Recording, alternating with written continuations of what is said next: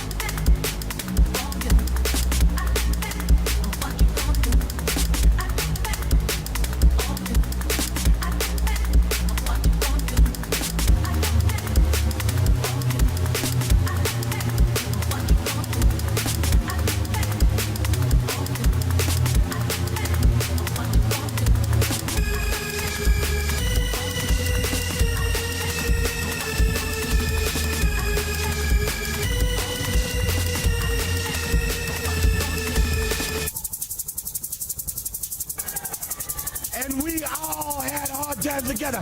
I admit I don't look like the athlete of the day supposed to look. My belly's just a little big, my hand is just a little big, but brother, I am bad and they know I'm bad. And there were 2 bad people. One was John Wayne and he's dead, brother, and the other was right here.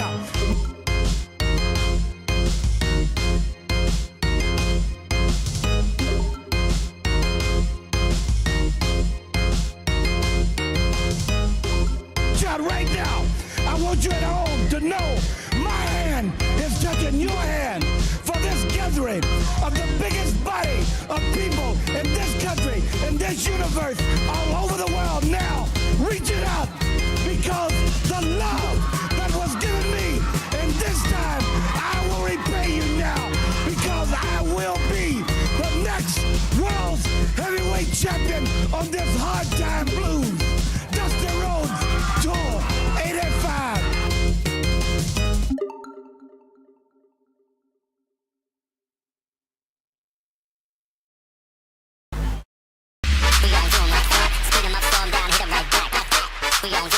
Hey everybody.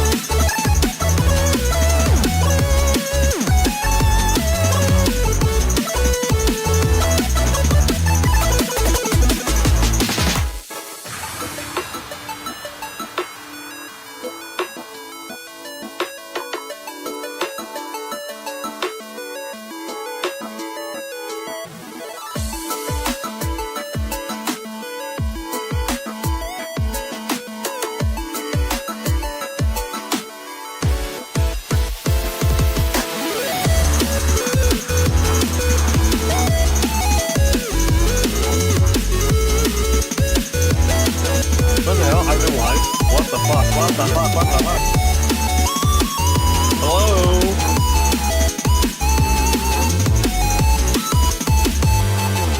Hey.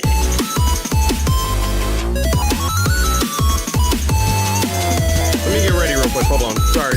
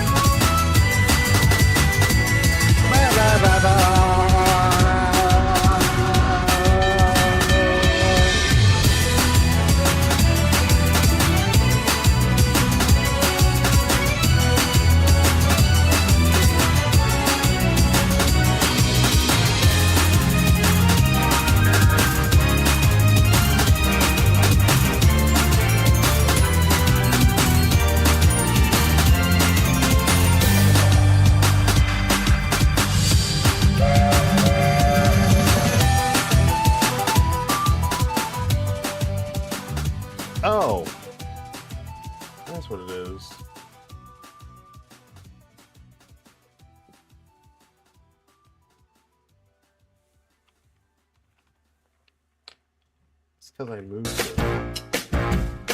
I moved my camera.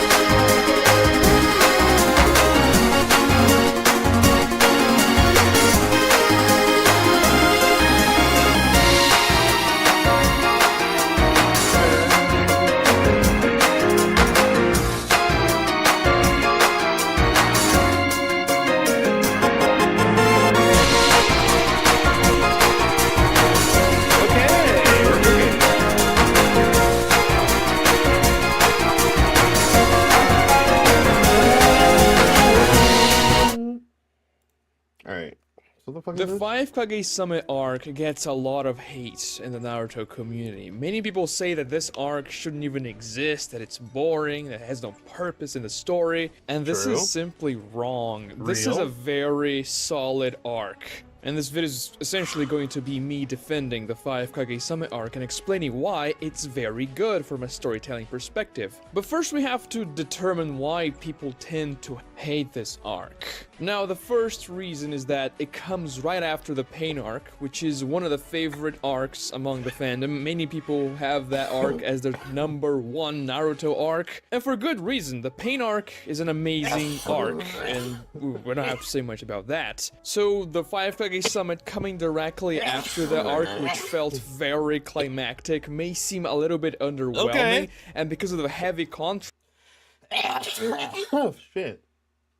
Man, no, fuck this. I don't care. Anyways, let's watch Atrioc. I talked about this previously where I showed you China's Secretary of Education, but I want to show you someone else. Like, just for example, Korea is currently if you do like school rankings, Korea's #1 in the world. Again, there's problems with some of these nations where they perform incredibly well on tests, but there's a lot of pressure, there's a higher suicide rate. But this guy is a serious man. He's got 3 degrees in economics, bachelor's and master's from the best university in Korea, and a doctorate from Cornell. And then I would mention that our current Secretary of Education is Linda McMahon That's of the me. WWE. She was in WrestleMania 7. The reason I bring that up again is because she just had a speech where she talked about how technology is changing A1. lives for students. She's saying she's heard a report that kids in first grade kindergarten will have A1 teaching. And she'll explain. Pre-Ks have A1 teaching, every year starting, that far down in the grades. And that's a wonderful thing. Kids are I'm assuming she means A1 top-notch teaching. Yeah. The I A1. assume she means like top tier. Let's see if she clarifies. wasn't all that long ago that we're going to have internet in our schools. Woo. Now, okay, let's see A1 and how. She means AI. She means AI. This is our. That's so fucked up. Isn't that fucked up?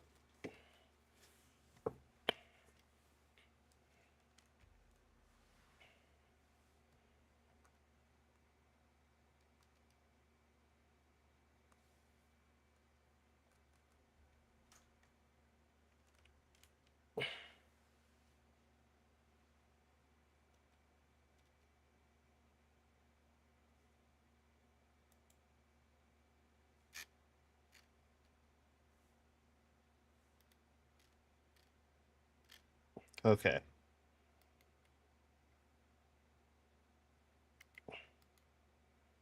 I wonder why my shit is so laggy.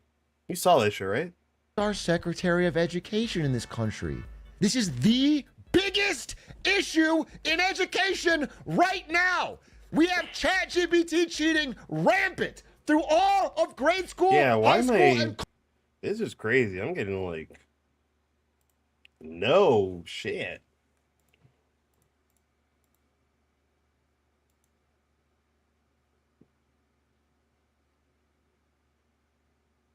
Yeah, there we go. That's what. college. And our Secretary of Education doesn't even know it's called AI.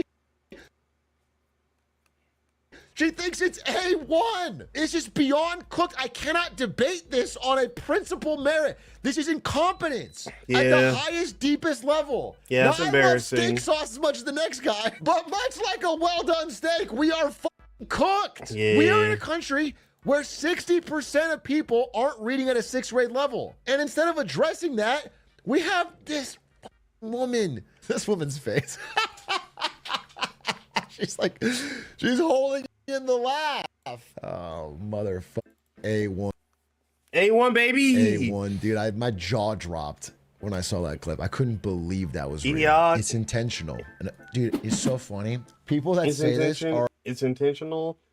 An uneducated class is easier to exploit and manipulate. No one is passing these laws to send their kids to public school. Representation is dead in America. That's from Aya 29. What the fuck is Aya 29?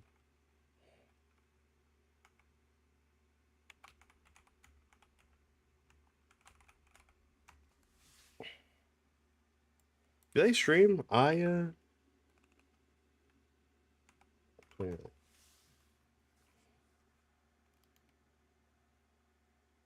I'm actually so curious.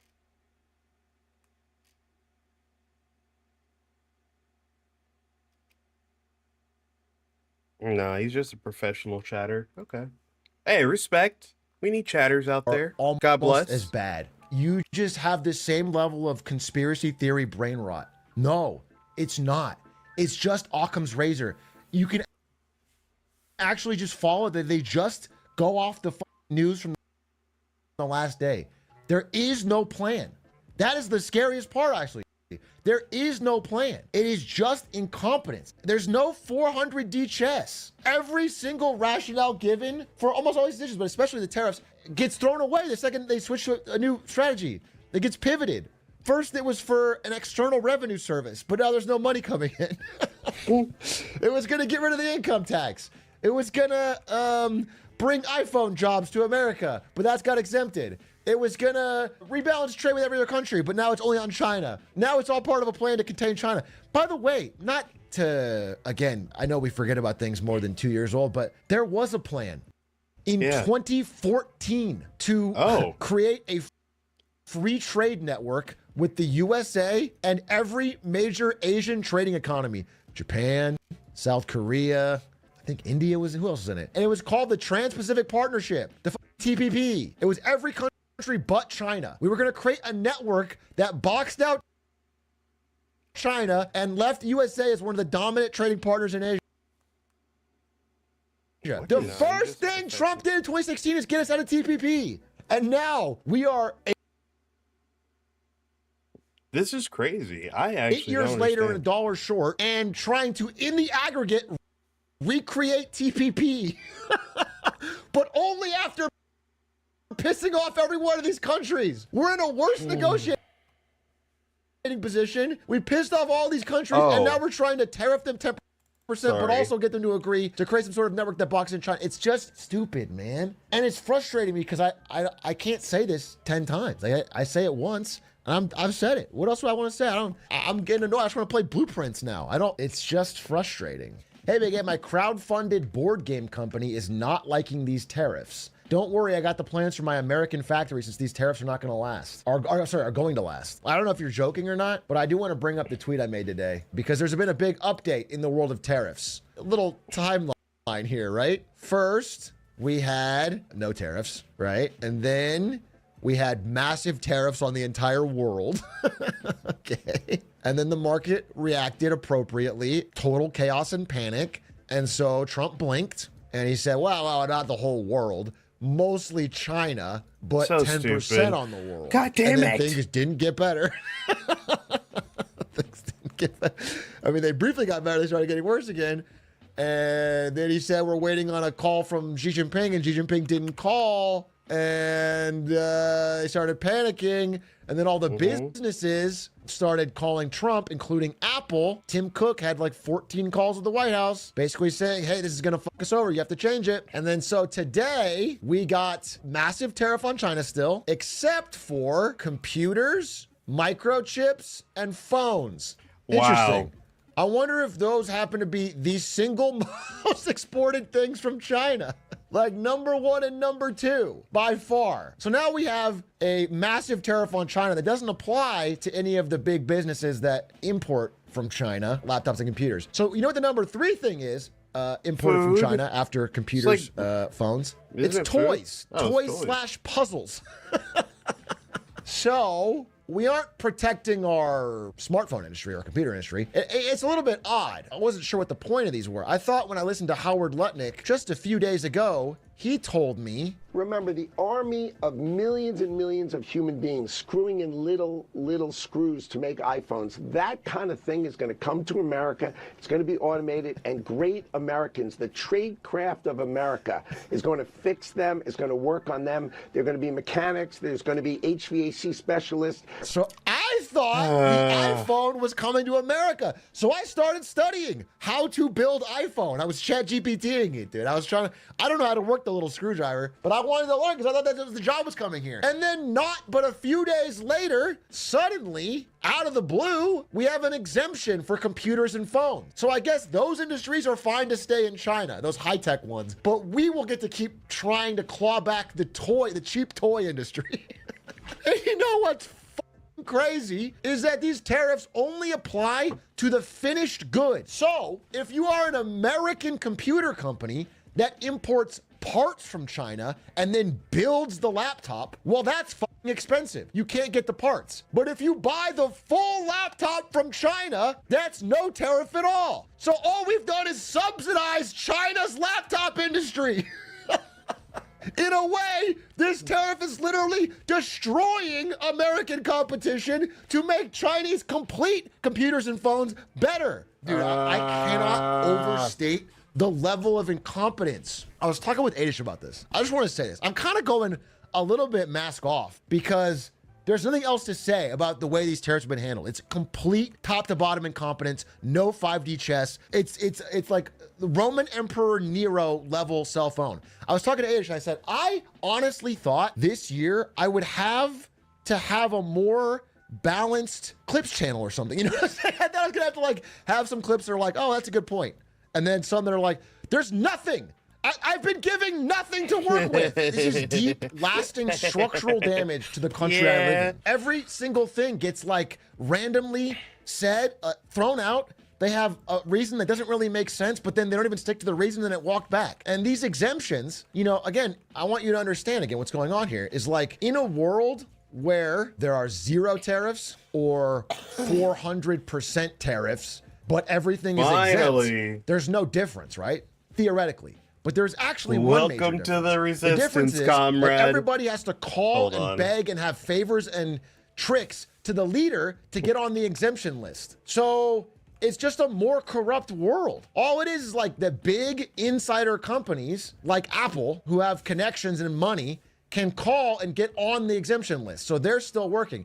But any small business that doesn't have that is and so trade is still happening with China. Jobs aren't coming back. But now there's like this weird middleman through the government that have extra power on. And 2 things happen with this deal that are also disgusting. One is that a bunch of people, we have a ton of insider call buying on Apple right before they get exempted. And this happened before the last tariff announcement. Not only is this creating this huge uncertainty premium that makes all US assets less valuable, it makes every single stock and our debt and everything less valuable because everybody has to price in a level of uncertainty because they don't know what's going to happen tomorrow. We are also seeing just mass corruption of like every time one of these moves gets announced, somebody's getting rich off of it with insider knowledge. It's just frustrating. You know, we're having insider trading and we're having corruption, and also tariffs don't make sense. Everything they say they're for keeps getting walked back. Howard Lutnick literally is making an ass of himself saying we're going to bring iPhone jobs, and then the iPhone's the one thing that's exempt. But the parts aren't, so you can't even make your own here. But anyway, I guess this will bring back cheap toy making jobs. At the rate we're going, bro, we're going to be making cheap shirts for China. We're going to be making cheap shirts for China. China will rise up the value chain. They'll make all the complete tech products, and we can open our sweatshops here to make shirts for them. It'll be awesome. That'll be great. At the same time, you know, I'm not even told he's sewing this, but like, we are seeing a repricing of the world reserve currency away from the USD into essentially right now gold. We don't know what else it'll be. Countries are not holding the dollar. The dollar keeps devaluing, and they're putting it into the one stable tradable asset. I don't know, man. They're just, everything is, what I'm trying to say is like, it's backfiring even more than you'd imagine. It's backfiring not just on the tariffs, it's backfiring to the point where even if you remove the tariffs, it's almost too late. It's not just the tariffs now, it is now this uncertainty premium that is applied. It's everyone getting out because of risk. It is a risk of incompetence factor that is that is so baked into the assets. And just speaking of incompetence, I talked about this before, but man, did I get a example today. US-made electronics pay duties on imported material parts, but imports of the full electronics that contain the same material and parts are exempt. This is a China subsidy, moving US industry from high value added into socks and lettuce. It's wild. And what I'm saying is small businesses like this guy. All right, I hate asking for help. I'm not asking for any handouts, but I'm a small business owner that is directly being affected by the 104% tariff. I import alloy wheels for cars. At 104%, I am absolutely going to implode and will not last 6 months. I feel terrible for that guy. It's so incompetent. Like the idea that that guy who's buying cheap wheels made in China and then creating the value-added larger structure and then selling that is bad for America, and that we need to tariff that is insane. Yeah, I mean, listen, I think it's easy to get like Schadenfreude or, you know, get a feeling of, haha, you had it coming for leopards at your own face stuff. But I generally think, I don't even care if you have empathy or not. I just think some of you are like, you think you're heroic. Like you're fighting the enemy, and I feel like you're like Donald Trump's greatest recruiters. I feel like you're like, you work for him. I feel like you do your best to make sure no one can ever cross the line or ever. I seriously think you guys are like his biggest help, his biggest asset in the world when you say something like that. But I'm not gonna get too into it.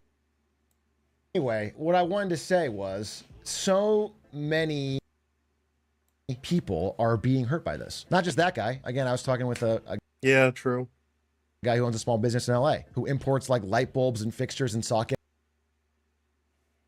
Dude, what the fuck's going on with my PC? Hold on. Control-Alt-Delete. Task Manager.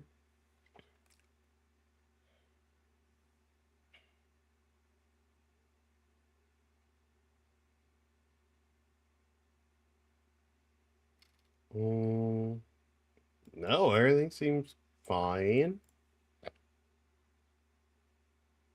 And then builds these beautiful light pieces, like these custom light pieces for like hotels and big business lobbies and things like that. They're I mean, if the tariffs don't change, and they don't have an insider call the way Tim Cook does to call and get an exemption, which we got for, again, the whole point of this, if there was any point at all, would be to bring the high value, high tech industries to America. Chips, computers, high end stuff. Instead, we are exempting those things because that'll hurt the market. Not only is it dumb, but it's also cowardly. He's also shown that he has no backbone or spine for his own negotiating position and is actually going to be a panicking. He actually backs down the second there's any pressure. It's an L on both fronts. Is tech from other countries still tariffed? Every other country is tariffed at 10%. All their tariffs have been paused outside of China. Though I think a lot of the tariffs haven't even been collected yet. As I've seen the timeline, you know, it's just Trump, tariff China, China retaliates, Trump, bigger tariff on China, China retaliates. Trump says, I want Xi Jinping to call me. China does nothing, doesn't call him. Trump says, I'm ready to make a deal. China doesn't do anything. Then, masterful gambit, Trump rolls back the tariffs on China's $2 largest traded items. I don't even have a dumb leader. I have a leader with no spine. I got a leader that can't even, who says like, don't worry, we'll get through this. We have to do a little pain for, he doesn't even believe it. It's just making my country significantly weaker in a very short period of time. Rip or dip tomorrow? Nobody knows the answer to that question, but I wouldn't be surprised if there's a rally, especially among tech stocks, with everything being exempt. But the longer term trend is negative because of the uncertainty. Like there's going to be a bunch of little daily headline scatters, but the trend is negative because people are just repricing all American assets for political risk. This is what they do for like emerging market countries. What's happening when your yields are whenever your cost of borrowing is rising and your currency is plummeting? That only happens in like emerging markets going through like deep political instability, where business people cannot predictably rely on what's going to happen. There's too much risk of just political uncertainty, of things being applied by the government. So it's bad, dude. It's bad. I sincerely expected to have to argue more with ideas on news and in clips, and have to like break down why I didn't think certain things would work. What I'm finding more and more is that I'm just arguing with total deranged incompetence. Like there's no strategy, there's no plan. Dude, I saw this. Why is it so choppy? By the government. So it's bad, dude. It's bad. I sincerely expected to have to argue more with ideas on news and in clips, and have to like break down why I didn't think certain things would work. What I'm finding more and more is that I'm just arguing with total deranged incompetence. Like there's no strategy, there's no plan. Dude, I saw this post. This is so good. This is from a few days ago. China has 3 options. Concede defeat to whatever terms Trump demands. Devalue the yuan by 20 to 40%. Unleash the biggest fiscal stimulus in history, talking 2-3 trillion, which will push its debt off the chart. Option 4, not listed. Wait 3 days. Option 4, wait 3 days, 72 hours. And without a call, it'll back down. I don't know. And then the fact that, Tim Cook donates $1 million to the inauguration. He's there in person. And then every small business that imports shit from China is fucked, but he gets to make the phone call. And, and now Apple's exempt. Yup, trap. I don't blame Tim Cook at all. Tim Cook is the supply chain master. He knew that he had to spend $1 million because he knew this was going to happen. It's not Tim Cook's fault for adapting his business to the insane banana republic environment we're in. I'm letting Tim cook. It's just frustrating that the guy we watched earlier, he can't make that call. The guy I talked to in person 2 days ago, who runs the lighting business, he can't make that call. But Tim Cook can. Aiden will make the calls. I mean, hopefully Aiden can make the call for Mogul merch. God willing, Aiden can get Trump on the horn and get an exemption for hoodies that have Slime's face on it. But Ludwig will need to wear a MAGA hat on stream.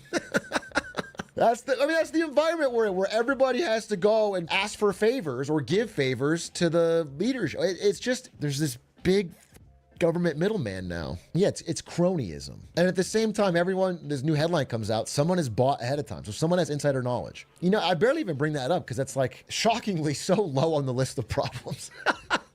There's like a couple people making a few million off insider trading, but it's just annoying. It's just annoying that every one of these headlines has someone front running it, and you can see it. You can see them buying calls right before the headline goes out. I guess last thing, I'm kind of just summing up I think I'm crashing out a bit. I'm just crashing out a bit. Because I've already said this, right? The problem is I don't like to repeat myself too much. And I feel like if someone's watched the clips or whatever, they know my stance on these things. But I think the exemption today, I think it really made it clear that there not only is no plan, I kind of knew that, but that there's no spine on the lack of plan. Which is not just clear to me. It is clear to every world leader now. That anything he acts tough on, they know that if there's a financial or marketplace backlash, he will not be able to hold his ground. It adds a lot of uncertainty and risk into a market that I have already, for months. By the way, we are not 1 year into the presidency.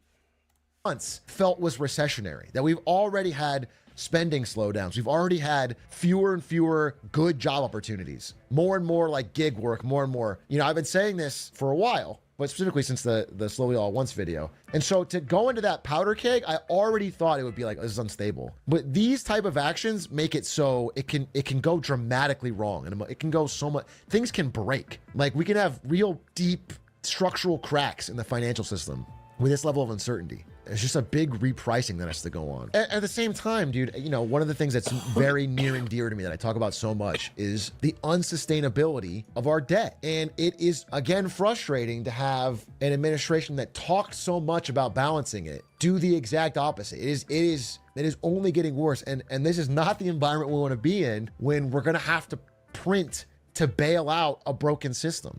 Again, the Federal Reserve just said 2 days ago that they're ready and willing to do all means necessary to backstop the system or whatever. They were trying to calm markets, but it just made markets more scared. Because if the Federal Reserve is saying that, that means we're almost at an oh shit moment. We're almost at a moment where we have to print money to buy our own debt. And when you're doing that, when you're in like that late Japan phase, and we're already at 120% debt to GDP running, 2.6 trillion run rate deficits. It's just not possible. It's going to destroy the currency. I mean, the dollar will start getting dramatically worse quickly. And it's already getting worse, dude. Anyway, I need to have more to say than this sucks. Right now, it's also new that I'm just telling you it sucks. If you're American, it sucks. If you're not American, it probably sucks for you. If you live in the West, it probably sucks for you. It's going to cause economic pain that's going to ripple outside of America. Maybe if you're paid in Swiss franc, you're kind of like, this is cool. I'm doing my best to really sound the alarm on this specifically. I really think this is the one thing that is very convenient for everyone to ignore and will lead to pain. And I want to try and look for a candidate or a solution who really takes this seriously, not just says it, but really takes it seriously. Because this is, if you look at history, this always ends in disaster. Always. Real pain for regular people. That's where I'm at. So I'll be keeping my eye open. I really am. I'm watching and trying to find who I feel really comfortable throwing my support behind. Because I'm hoping for someone who, I definitely want someone with strong moral character as a given, but I also want someone who understands this and can give it the deep focus it deserves. Like, this is not a joke. Yeah, I think it's probably Squeaks or Clint Stevens, right? Maybe a Squeaks, Clint Stevens. Clint would give one executive order every 2 years. He's a real Reaganite, dude. He's a real small government.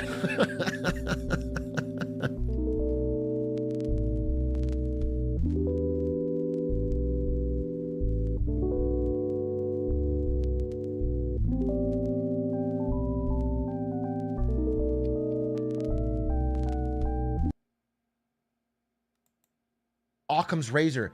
You can shut the fuck up. Shut up.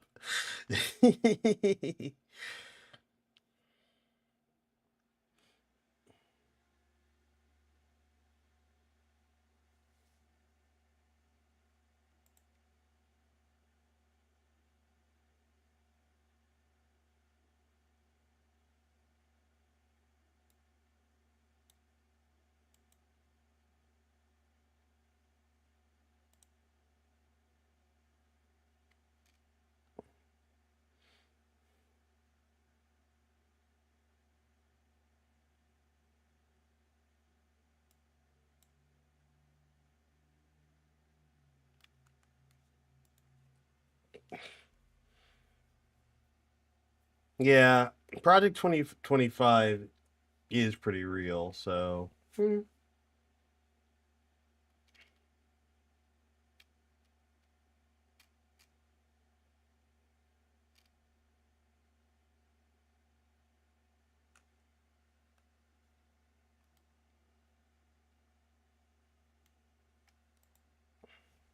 So I've created my own cooking competition show, which is sort of like Chopped, but with the goal of being a little bit more realistic for home cooks. But the kicker is I'm the only contestant on this show, and all of you are the judges. Now, the way this competition works is I pick out $50 worth of ingredients. Nothing specialty here, all basic food items that you can find in a standard grocery store. And my task is to see how many delicious meals I can create with just these $50 worth of of ingredients. Then your job as the judges is to rate my performance on a scale of 1 to 10. 1 being absolute trash, you hated everything I made, to 10 being very impressed. Even below. Oh, I am fucking ready. Let's do this. Blown away by all of the dishes I put forth in this video. And please do not hold back. I want you to be very honest with your score. Now, if for some reason you want my full grocery breakdown, I've linked it below. So here are the $50 worth of ingredients.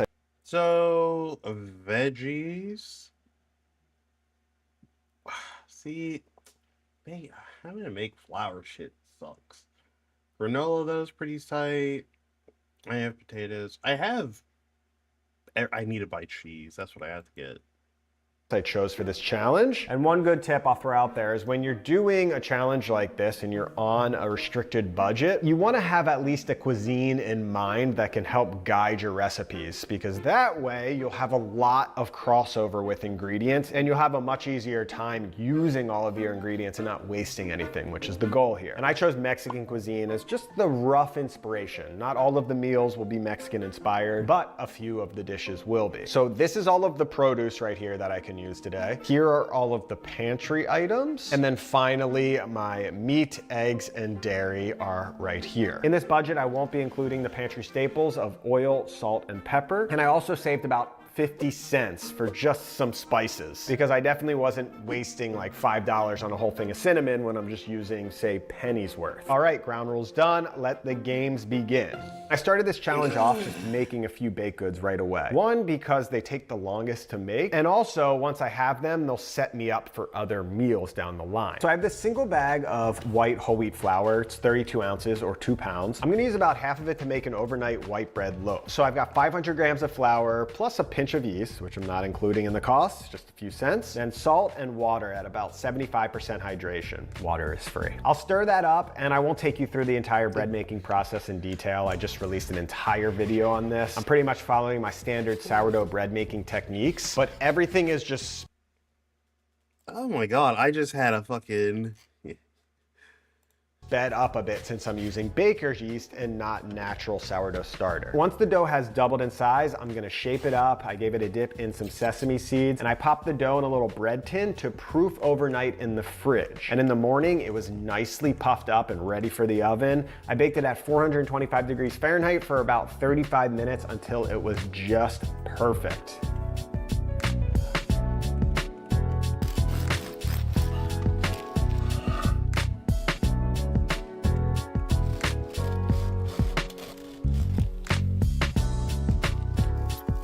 And now that we have white bread, well, there are plenty of options moving forward. So with Mexican cuisine in mind, I wanted to dedicate a lot of this flour to some flour tortillas. I am gonna save about 1 cup of it for a baked good coming up, and the rest will be going to these tortillas, which I used roughly about 3 cups of flour, half a teaspoon of baking powder, a few tablespoons of oil, some warm water, and salt. And I kneaded that dough for around 3 to 4 minutes, adding flour until it felt like a nice soft dough. Kind of like a Play-Doh consistency, maybe slightly softer than that. And once that dough was feeling good, I let it rest for 15 minutes. Then I divided the dough up into little pieces. I shaped those into balls, let those rest for another 15 minutes, and started rolling them out super thin to get them ready for the plancha.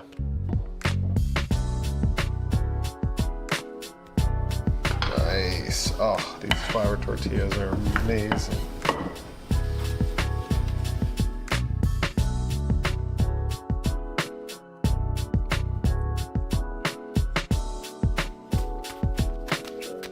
So by now you know that whenever I'm meal prepping for the week, I'm always making baked goods. It is a staple for my family, and 90% of the time the baked goods have bananas or ripe bananas as the base, which I don't have available in this challenge. So instead, I'm gonna start taking advantage of this butternut squash that I have. So the first thing I did was get it prepped up by peeling off the skin, chopping it in half, and then de-seeding it. Then I took that bottom half where the seeds were, and I sliced that up into a few pieces and got that steaming for around 10 to 15 minutes until it was nice and soft. I added those soft pieces of butternut squash to a mixing bowl. I mashed them up nice and smooth as my base. I added a few scoops of Greek yogurt, 2 eggs, and a little bit of that coconut milk, which I'm gonna start tapping into.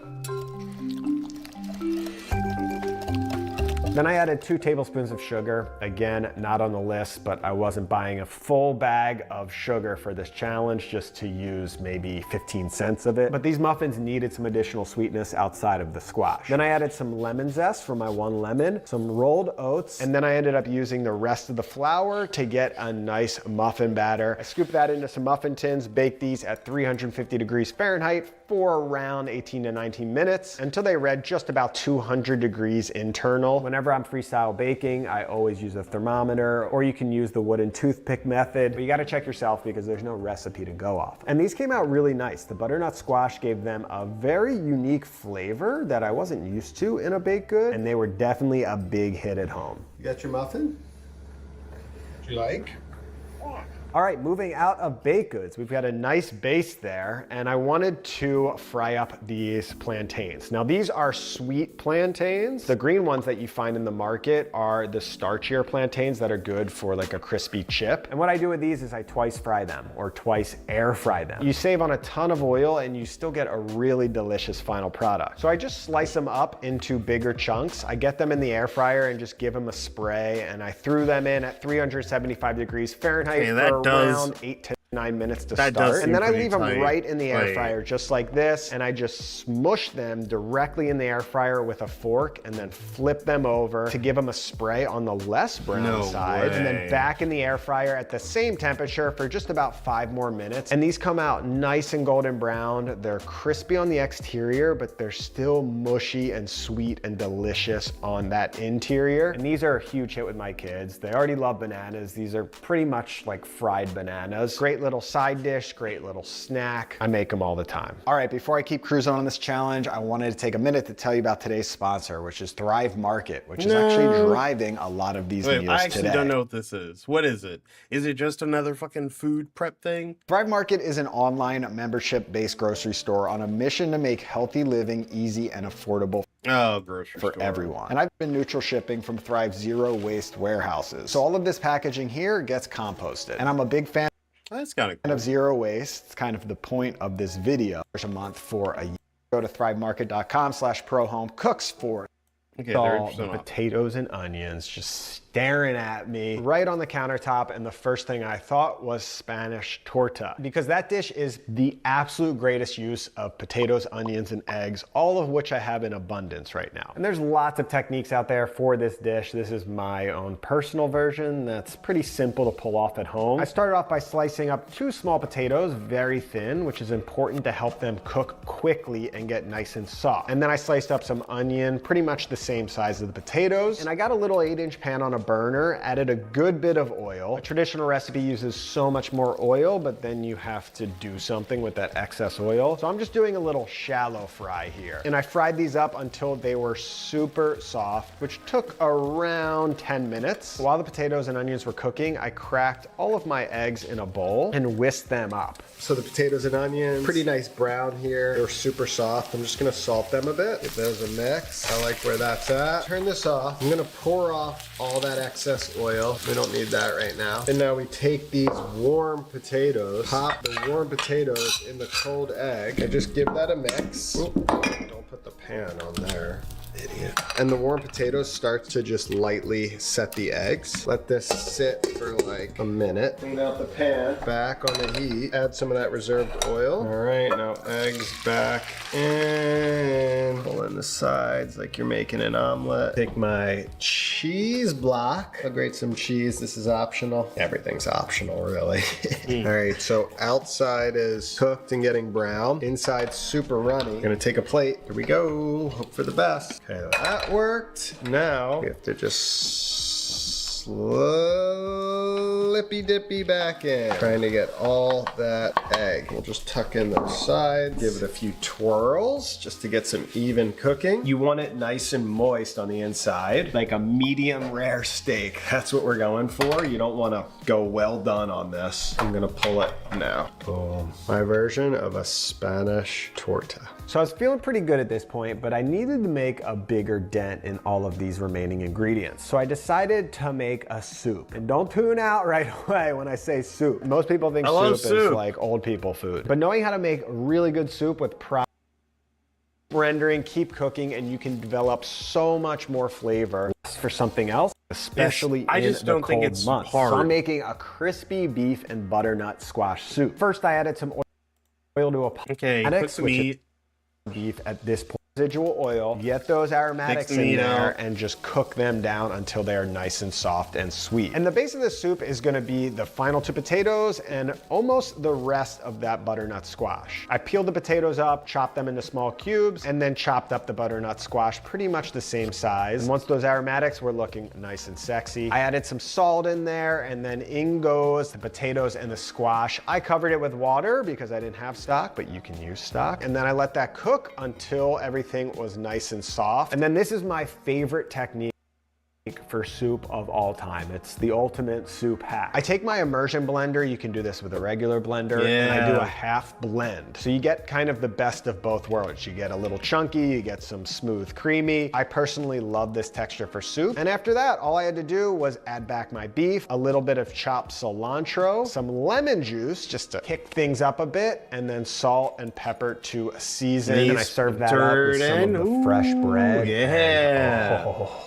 what a good winter soup this was. All right, next, to balance out these meals, I needed some freshness. So I'm bringing out that cabbage, which is the best budget piece of produce of all time. I'm turning this into a very simple slaw. I make this all the time. I just chopped it in half, razzle-dazzled right through this cabbage, chopped up some cilantro pretty roughly, threw that into a mixing bowl, and then I took a few carrots, peeled those directly into the mixing bowl, and to season, I took 1 clove of garlic, grated that in. I cut 2 wedges of lemon, squeezed those in, a little drizzle of olive oil, seasoned it up with some salt and pepper, and just really gave that a good mix, and boom, you've got a beautiful slaw. Good just to eat like this as a salad or potential tacos. Speaking of tacos, we got the flour tortillas, we got the slaw. I decided to turn the 1 avocado I had into guac. Avocado goes into a bowl. I had about 1/3 of an onion left over. I just diced that up nice and fine, and then I chopped up some cilantro, and I used lemon juice because that's what I had, which I find is still delicious in guac if that's all you have. Don't be reliant on the lime if you don't have it. And then I mash that up, and boom, there's your guacamole. Now, to round out these tacos, I needed a good filling, and there wasn't a ton of options with what I had left, but I can still get as creative as possible. So I'm using the rest of the ground beef, and I'll just get that in some oil to start rendering off. And to bulk this filling up a little bit, I'm pretty much using all of the produce I have left. So I'm gonna chop up some carrots, chop up the last of my onion, and then 2 cloves of garlic. And just a piece of this cabbage. I don't need to use it all. And then I cooked the ground beef until it was pretty crispy, but everything is going on top of it, so it's gonna continue to cook and get more crispy. And once all the veggies were in there, I seasoned them up with salt, and there was enough residual oil to just cook these down until they were soft and delicious, which took around 5 to 7 minutes. Now, I actually meant to order dried black beans for this challenge, which for me, whenever I'm doing a budget challenge, dried beans just go such a far way. But I ordered these pre-cooked black beans, which cost around $2. So I'm not gonna get as much for my money with these, but it sure was really nice to just pop those right in and be done with it without any soaking and pre-cooking. And I just added a little bit of water on top of this mixture, seasoned it up nicely, and just cooked it down for another few minutes until I had a beautiful taco filling. And let me tell you, these tacos with what I had were absolutely delicious. I need to make flour tortillas more often. That should be a staple, just like bread making in my meal prep. So we've got more ingredients, and I wanted to make a few more breakfast items. So the first thing I did was make a coconut oatmeal. I still had a bunch of the oats left, so I just added— We can skip that? I don't like coconut. French toast. And added the final 2 eggs.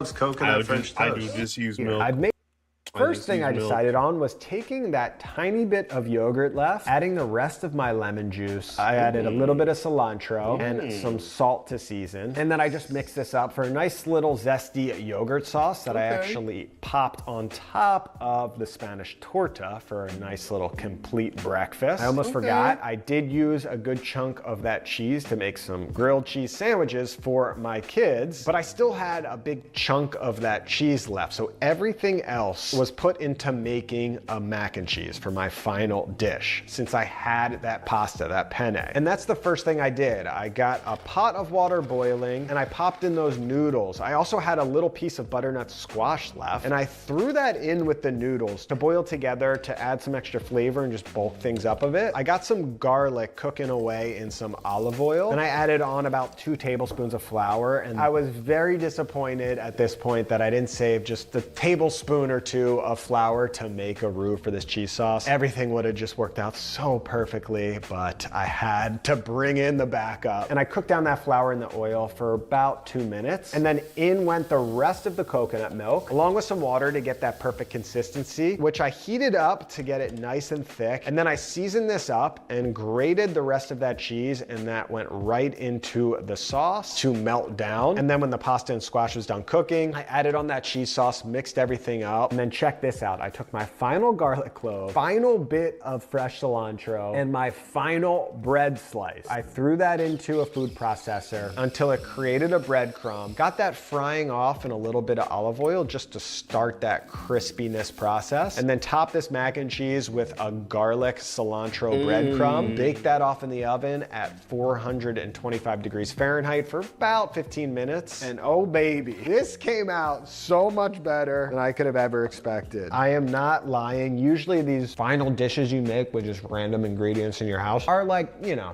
6, 7 out of 10, which is fine. The goal is to use up the ingredients, but this is a whole new creation that is unbelievable. So that is it. That's awesome. I used every single ingredient except the third of cabbage I have left. I'm just gonna feed it to the chickens. Give them a little treat. And now's your chance to let me know how I did below in the comments, 1 to 10. Be as honest as possible. And maybe this has inspired you to try your own $50 challenge. I love doing cooking challenges. The first one I ever did on this channel was many years ago. It was a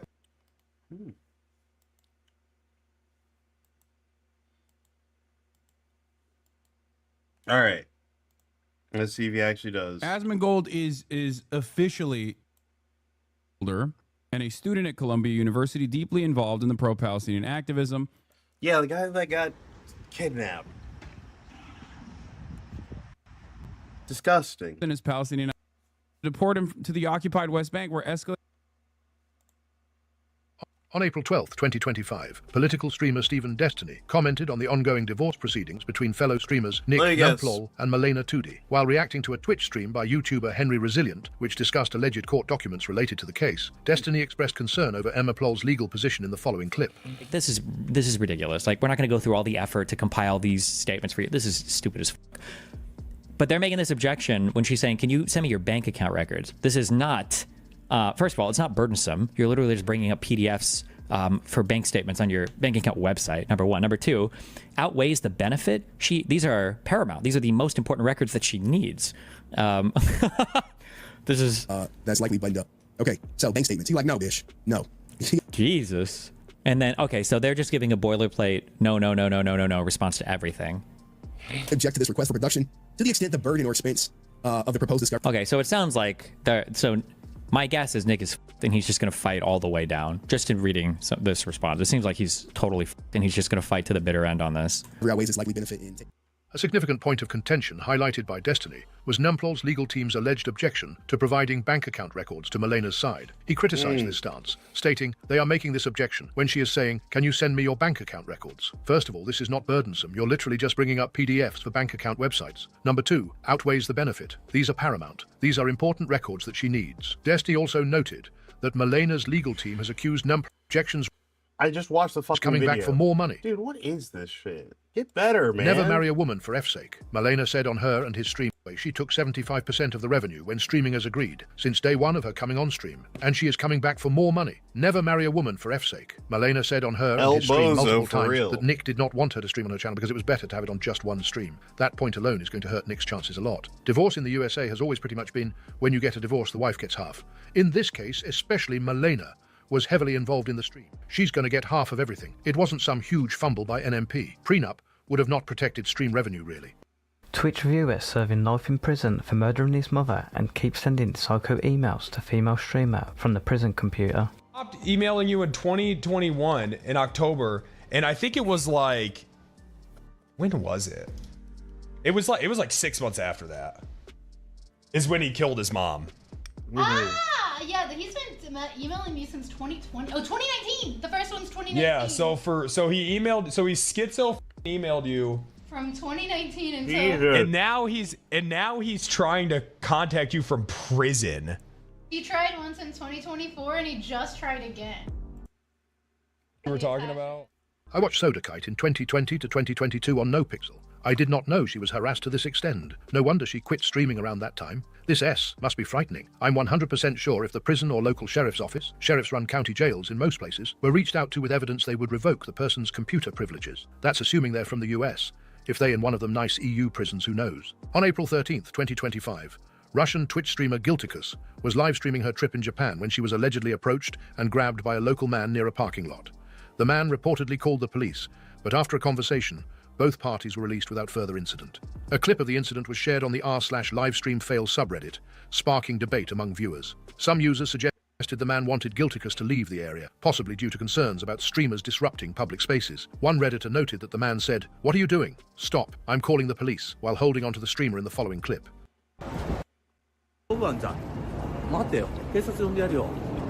Yeah, he stops her.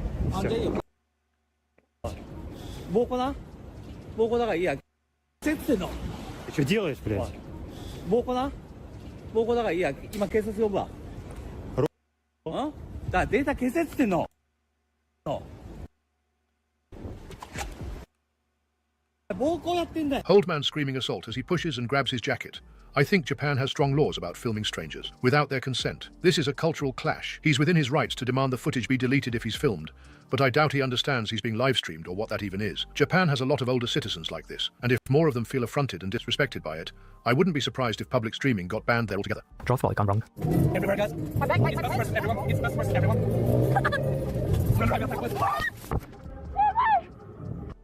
Guys, okay, I am out.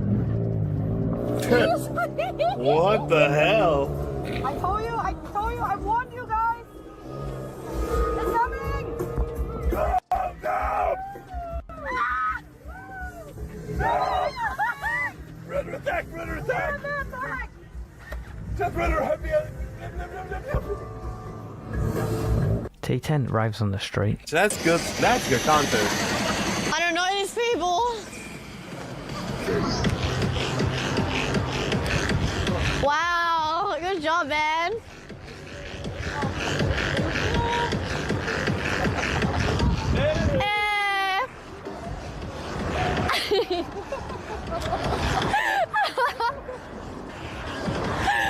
Oh my god, good job, man. Yeah, good job, Sugoi. Yeah. Tolawan matches against Dendi on the WC3 ladder.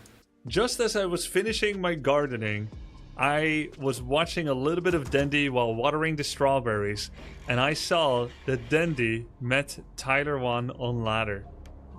Super cool. If you don't know, Tyler1 is on a 2-week vacation where he's not streaming. I'm assuming he's gonna take the family to Hawaii or something. But there's a vacation that's much more enjoyable than going to some place like Hawaii or Fiji or whatever, any of those. And that is playing 30 games of Warcraft 3 a day, which is what Tyler1 has been doing. Warcraft 3 being a hell of a game 23 years later is something. A shame Blizz let it die for about 10 years of that time. They ruined WC3, ruined Overwatch, made HS irrelevant, killed HOTS, are on a downwards trend with WoW+, filled it with tons of microtransactions, ruined the Diablo franchise, have no future for the StarCraft IP. It's kinda impressive. During a recent live stream, Moon asked a hard-hitting question.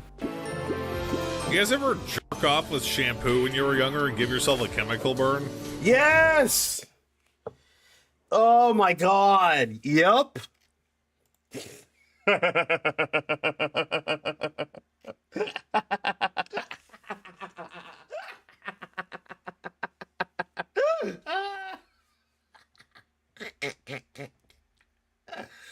Two times. Oh shit.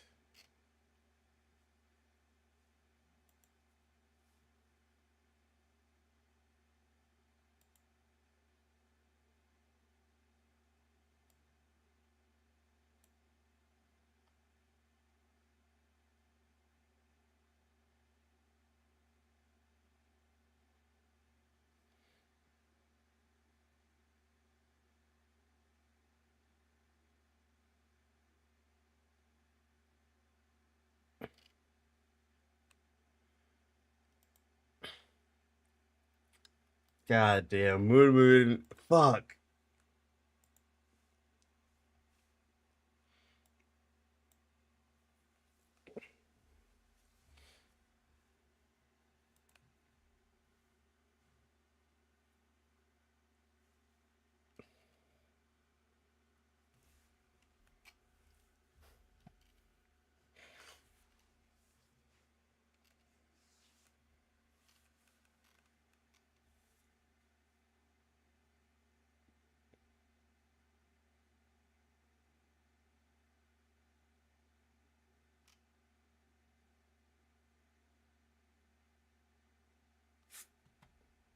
I'm just thinking about that pain. That shit sucked.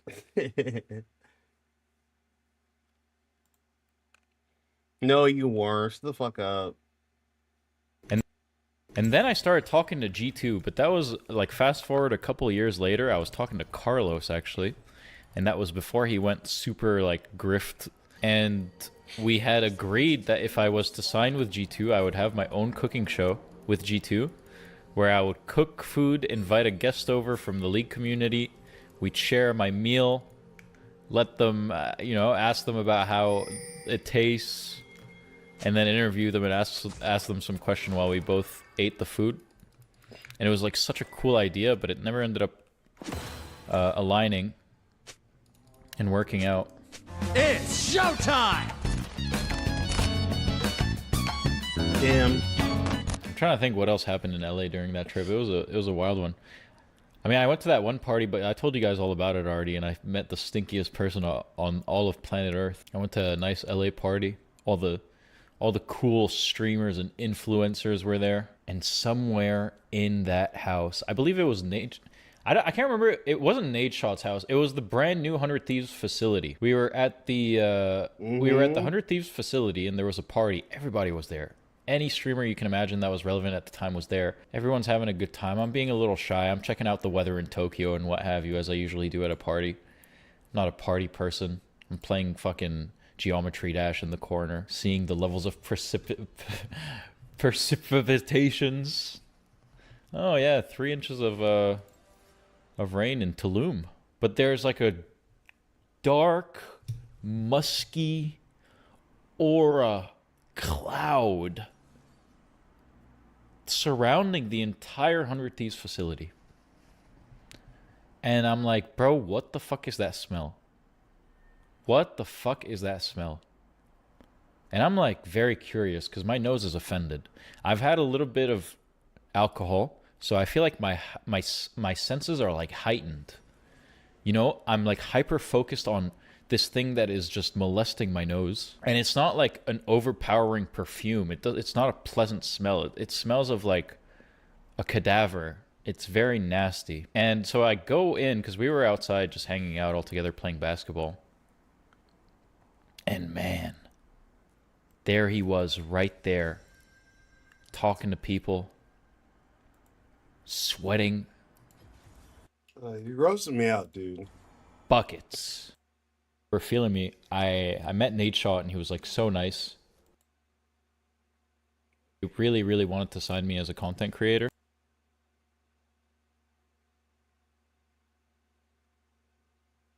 It was disgusting. I did a couple streams from the facility actually because 100 Thieves were really pursuing me. Like they really, really wanted to sign me as a content creator.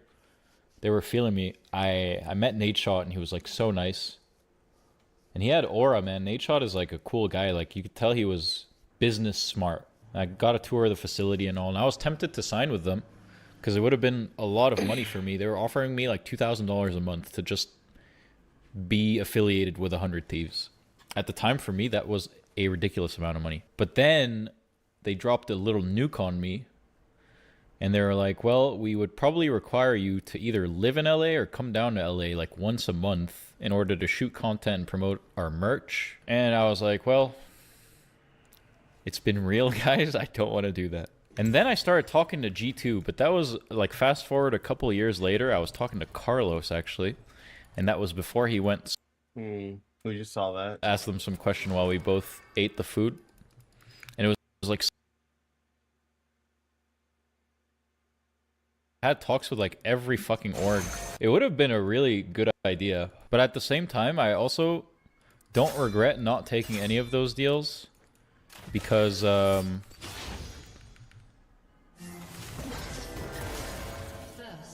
think I was able to just lock in so much and get so much more done.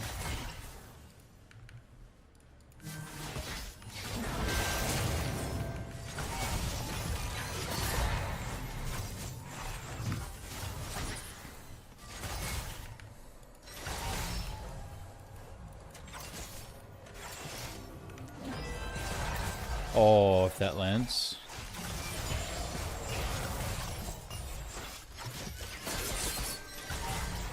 Please flash. Nice. You're cold, bro.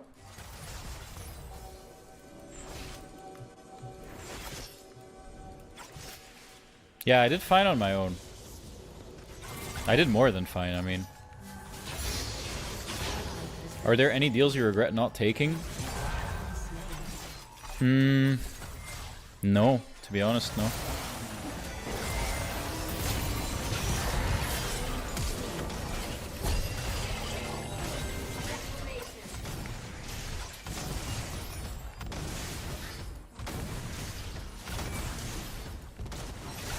I took all the deals that I wanted to take, and I rejected all the deals that I didn't want to take. And I think it worked out pretty decently, and somehow my Fiora just got solo killed by a Garen.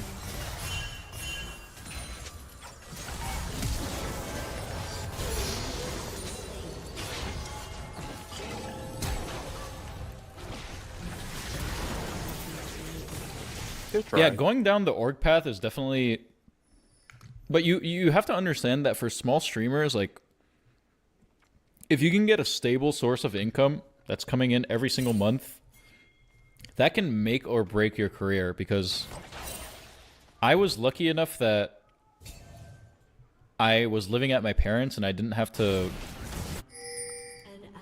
financially support myself. True. But for a lot of other streamers that have bills and shit, like, it makes sense to take an org deal. It makes a lot of sense. At the time, I don't know how many of you guys are tapped in, but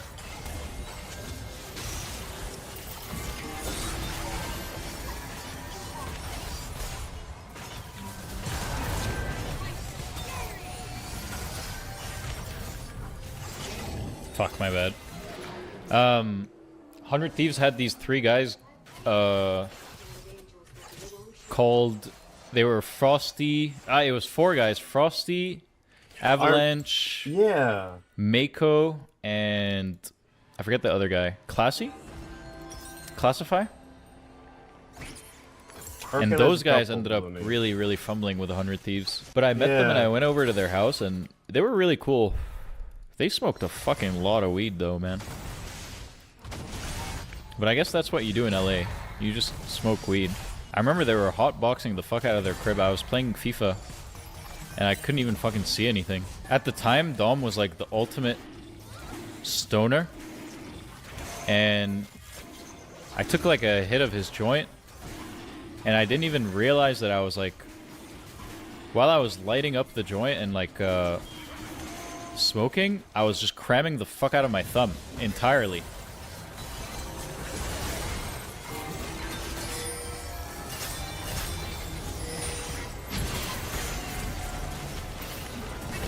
Fuck, I gotta land that.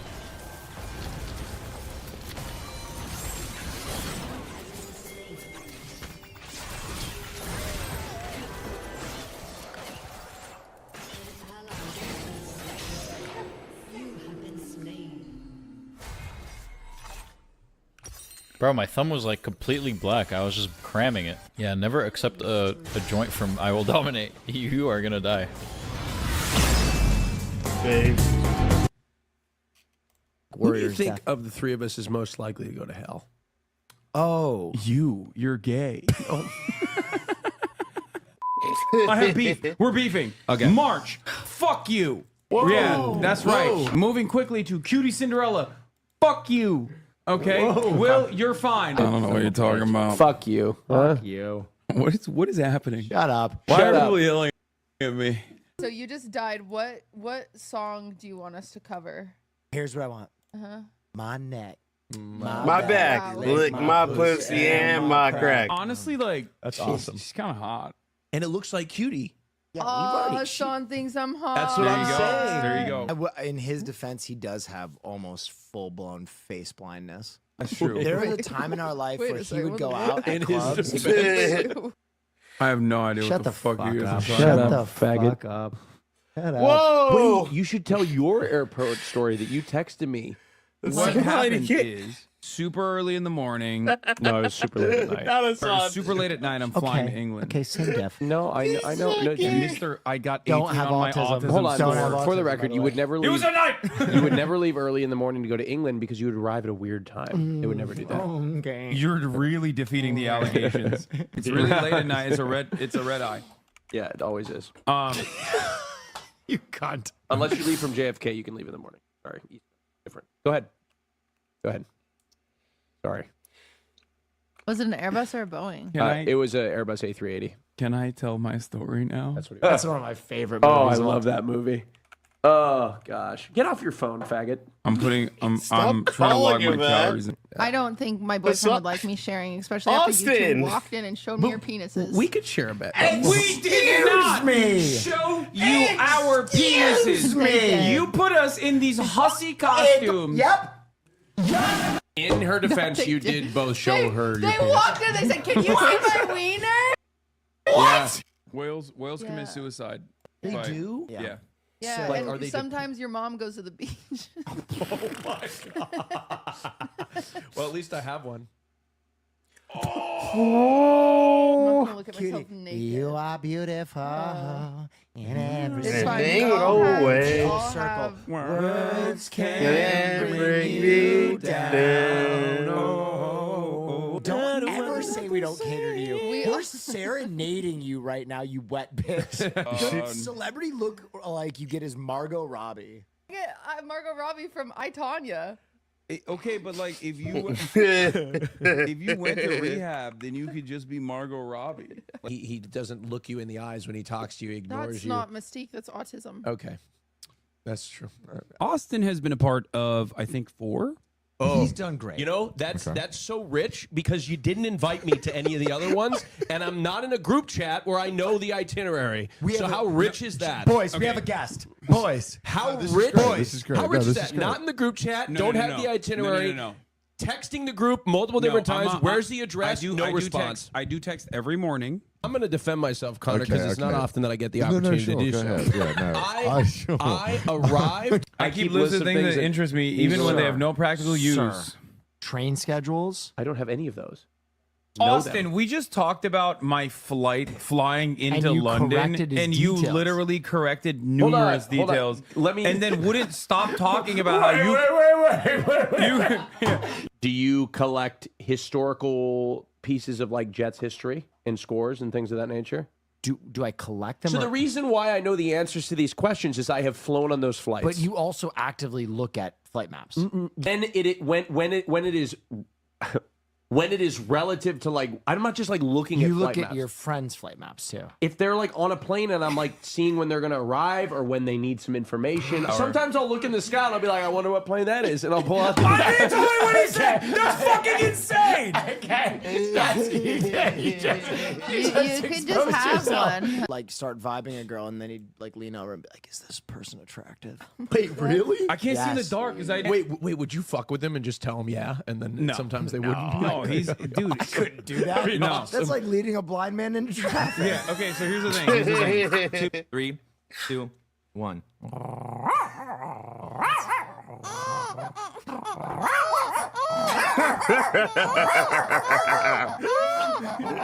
Good big dog. Oh, Fifi. Way better than mine.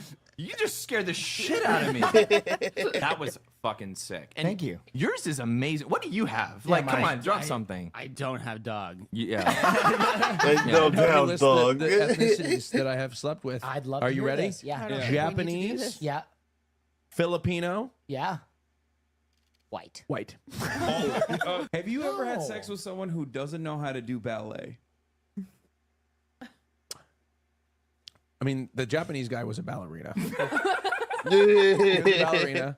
The clitoris and the G-spot conversation, how I thought that those were different things, that was kind of a joke. This is dead serious. The clitoris and the G-spot are different things. Yeah, what are you talking about? Okay, hold on.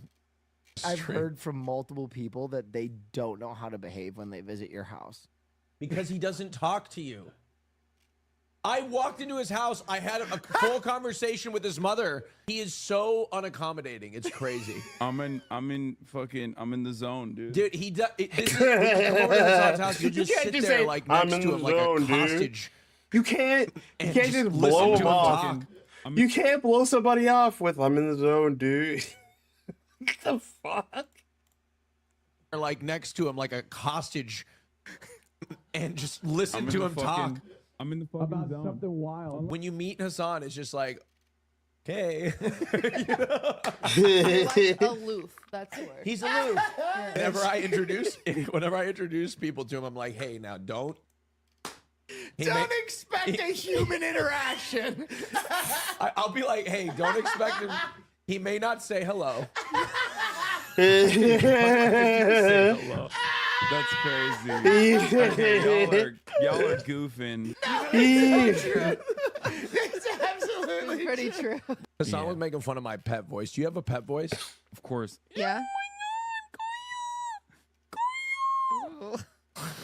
Is that an ick? That's an ick. Hey, cutie, let me hear your pet voice. Hiya, come here, little girls. Hi, girly. Hey, Hi, girly. Are you ready for mine? Yeah. Hiya, come here, Kaya. It's so weird. When he did this Is that earlier, I your was big- like, I thought there was a different person. Such a good girl. Such a good girl. Come here, Kaya. I don't like it. Why? Why? I don't Why know. don't you like it? It's doing too much. Okay, how about this? This is a little more chill. Okay. That sounds like when It I sounds turn like a fork in the microwave. I just want you to brace yourself for this. I'm ready. This is what Ludwig currently looks like. I can't even pretend to be nice about it. I found myself being unable, call me weak, being unable to find the capacity to be kind. Do you find him physically attractive still? No. He looks like a Lego head. It's that flat on the back. We have a real do nothing and win strategy here at the Fear End podcast. Yeah. And the yard keeps collapsing in and of itself as we They- just they stand look- it looks like a tall. skinhead meeting. It's worse than a clan meeting. They look British. Each ticket is rated on a scale of 1 to 10, so you know you're getting a good deal. So look for the green dots. Green means a bargain. Red means you're getting fucked. Holy fucking shit. My options at this point is to shit myself in the car or to pull off the side 5 feet away from people and just try to shit in the bushes. So I veer off to the side.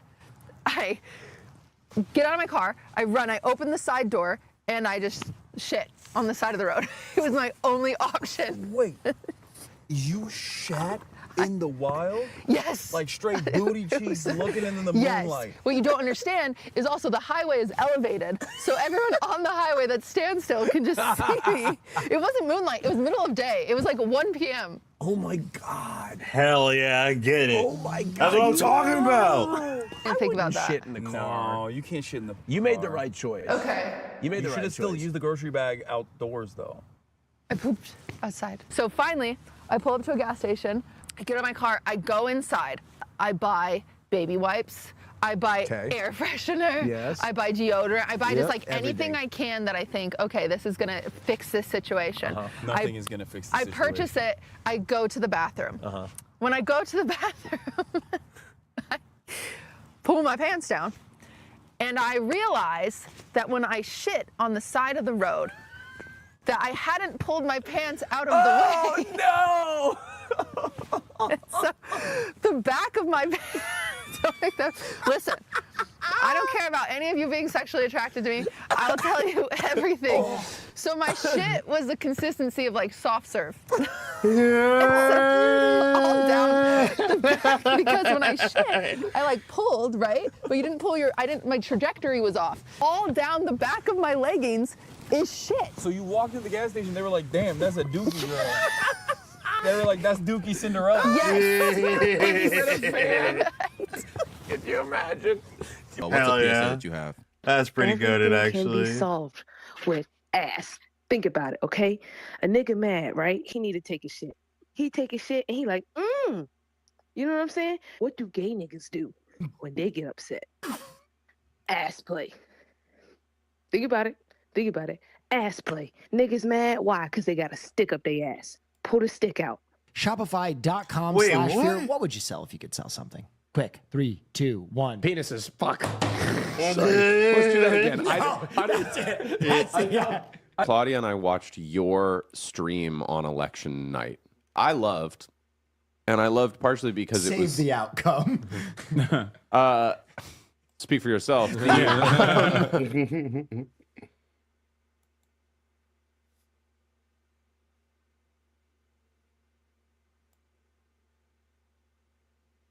That's crazy.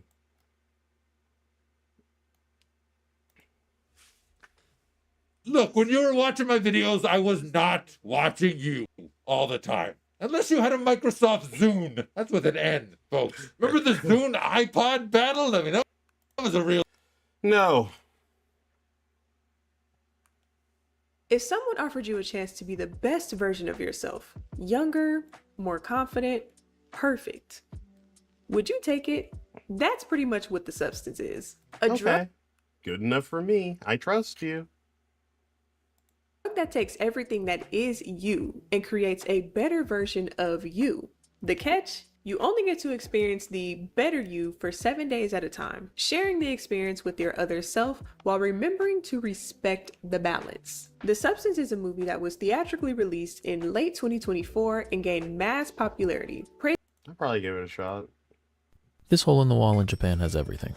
Incredible curry udon, the world's largest spoons, and a mystery box full of mystery. This is Udon Umugi, and it's under Umeda Station. And that was a lot of ooze, but please don't scandalize mine. This place is deceptively large.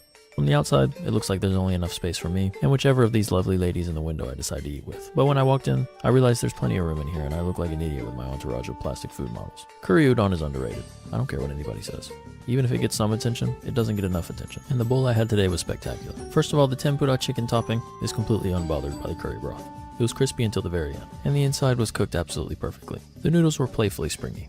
Like that site we all used to use to ask ourselves questions anonymously because no one else would ask. I don't like the word succulent, but that's what this bowl is. If you see a fancy box like this in Japan, open it. It's either togarashi, which is spice, or you just poured somebody's remains all over your curry. Either way, it'll be an experience. The curry is thick and it latches onto the noodles for dear life, which is kind of sad when you think about it, because if it were to just let go, it would probably still be with us here today. This is one of those meals that feeds the soul, so try it whenever you can. Damn, that shit look crazy. And that's my entire commentary there. That shit look crazy.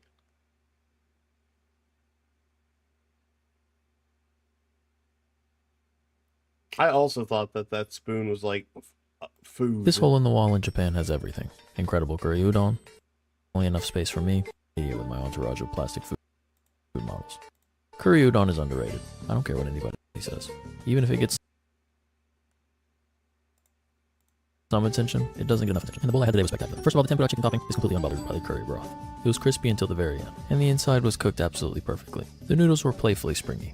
Like that site we all used to use to ask ourselves questions anonymously because no one else would ask. I don't like the word succulent, but that's what this bowl is. If you see a fancy box like this in Japan, open it. It's either togarashi, which is spice, or you just poured somebody's remains all over your curry. Either way, it'll be an experience. The curry is thick and it latches onto the noodles for dear life, which is kind of sad when you think about it, because if it were to just let go, it would probably still be with us here today. This is one of those meals that feed. Kind of sad when you think about it, because if it were to just. Damn. Okay, but yeah. Oof. Did you see the video that two pretty big influencers are doing the pull-up in the sakura tree? And it got so much backlash in Japan. On this channel, I talk about nonsense streamers, right? But this time I have a little different opinion. So this video, this is Miss Kif. Actually, I didn't know him. And then Tokyo Sim. I've seen some of his clips on Instagram, and they are both very popular. And Japanese people are really pissed. There are too many idiots among influencers. Don't come to Japan. Don't let these people into the country, can't believe it. But I'm pretty sure if we are not Japanese, you wonder why many Japanese are so furious about just doing pull-up with tree, right? And I understand. So here's things. Sakura tree is, we Japanese really take care of sakura tree. And then sakura tree, we see as like a sacred tree, because it's symbol of Japan, and also sakura season is like a couple weeks or a month in a year. So we really take care of it. And then we have a lot of tourists who like shaking sakura tree to take photograph for just Instagram. You know, like if you have like a sakura, you're doing this, it's kind of nice. But it's not nice, you shouldn't do that. But we have a lot of tourists doing that. And the Japanese are really sick of tired of this. But again, I totally get that. If you don't know about the context of sakura tree, it's just a tree, right? I do understand, actually. Because it's not like a crazy crime. It's not like the other streamers throwing snowball to Japanese or other streamers shouting Hiroshima or Nagasaki in the train. I believe it comes from probably ignorant, and I can see it that way. So it's like I had a different opinion about the girls doing the pull-up in the shrine gate. It's really disrespect. It's really bad, but it probably comes from ignorant. So when it comes to it's ignorant, instead of we calling out like, oh, disrespect or racist, I think we can just talk nicely and let them know. It's just my opinion, but that's how I feel. Yeah, but I don't understand that doing the pull-up and shooting the video and then posting. It doesn't make sense and it look cringy, but I personally not that mad as other Japanese. And then after this, Miss Gift got some drama with Japanese girl. So how it get viral is that there's a Japanese influencer called Shibuya Kaho. Oh, I didn't know she was actress. So she posted this. I saw a video of content creators I've met before doing pull-ups and gymnastic tricks on a sakura tree's branches, inevitably shaking cherry blossom petals off. It just broke my heart to see someone I actually know doing such things in Japan. It's always been unknown people on social media. Fortunately, the post was gone the next day, so they probably regretted and deleted it. But please, if you ever want to flex your muscles to show how much testosterone you've got, go touch your own wood. Leave ephemeral cherry blossoms with flowers living for only 2 weeks alone. And according to her, the Misfits sent some message to her. Creator, and it's all sounded like you were upset with me for making a big deal. If you want to explain yourself, I'm all happy. I'm always happy to appear on your stream or video with just content. Take the shit from your community, help make you look good by hearing you out.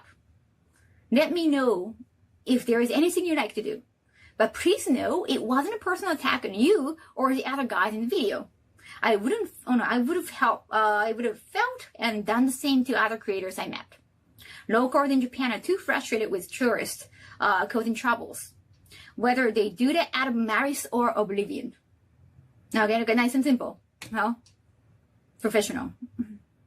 And then the response. You know what? Other English speaker who is like as a second language. English is my second language, but I guess I feel like my writing sounds more mature. Because the response I got was, now I have Johnny Sumera cancel me. You don't realize what you've done to me. Please leave me alone.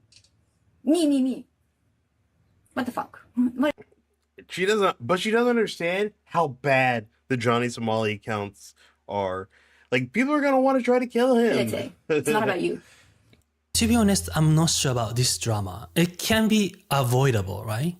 If they both talk nice. And after the backlash, they posted, "Hey guys, I wanted to make a quick statement on the situation regarding the cherry blossom tree. A few days ago, I did pull-ups on a cherry blossom tree.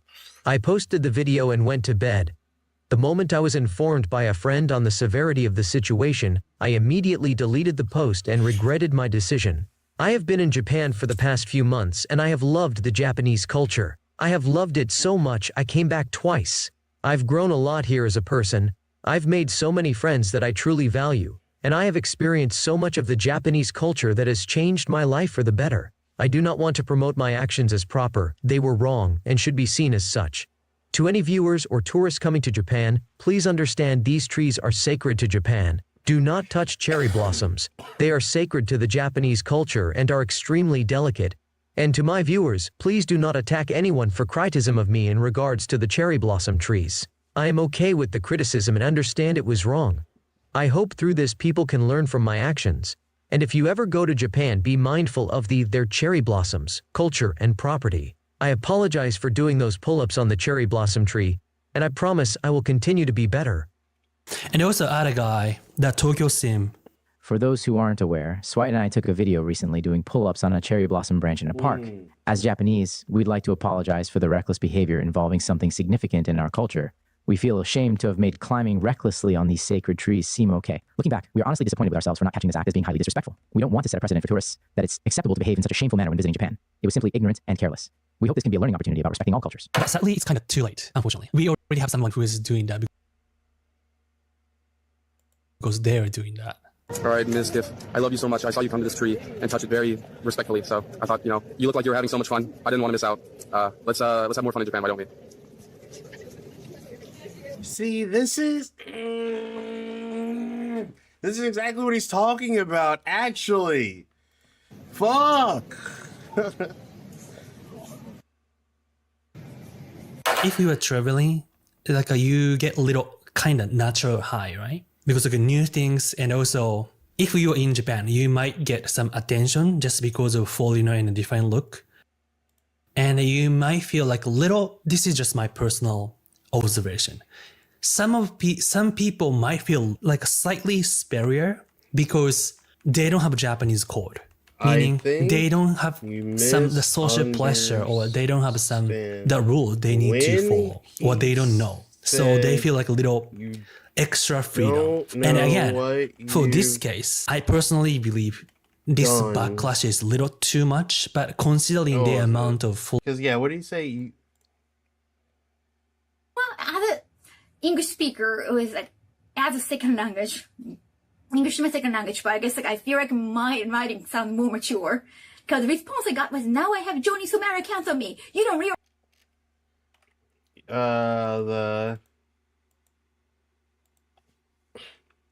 Now I have Johnny Somali accounts on me.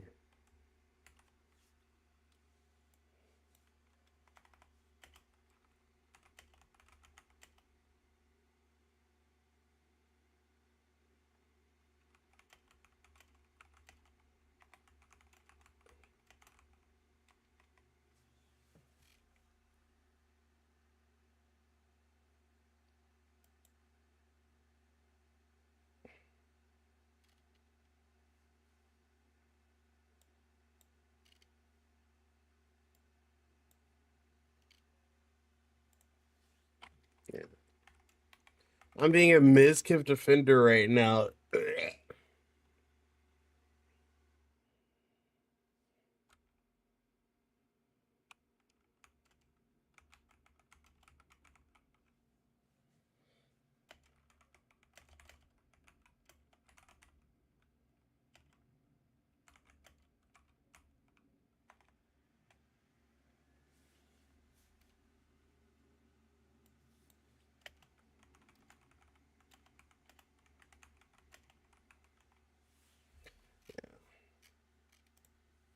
All right, Ms. Giff, I love.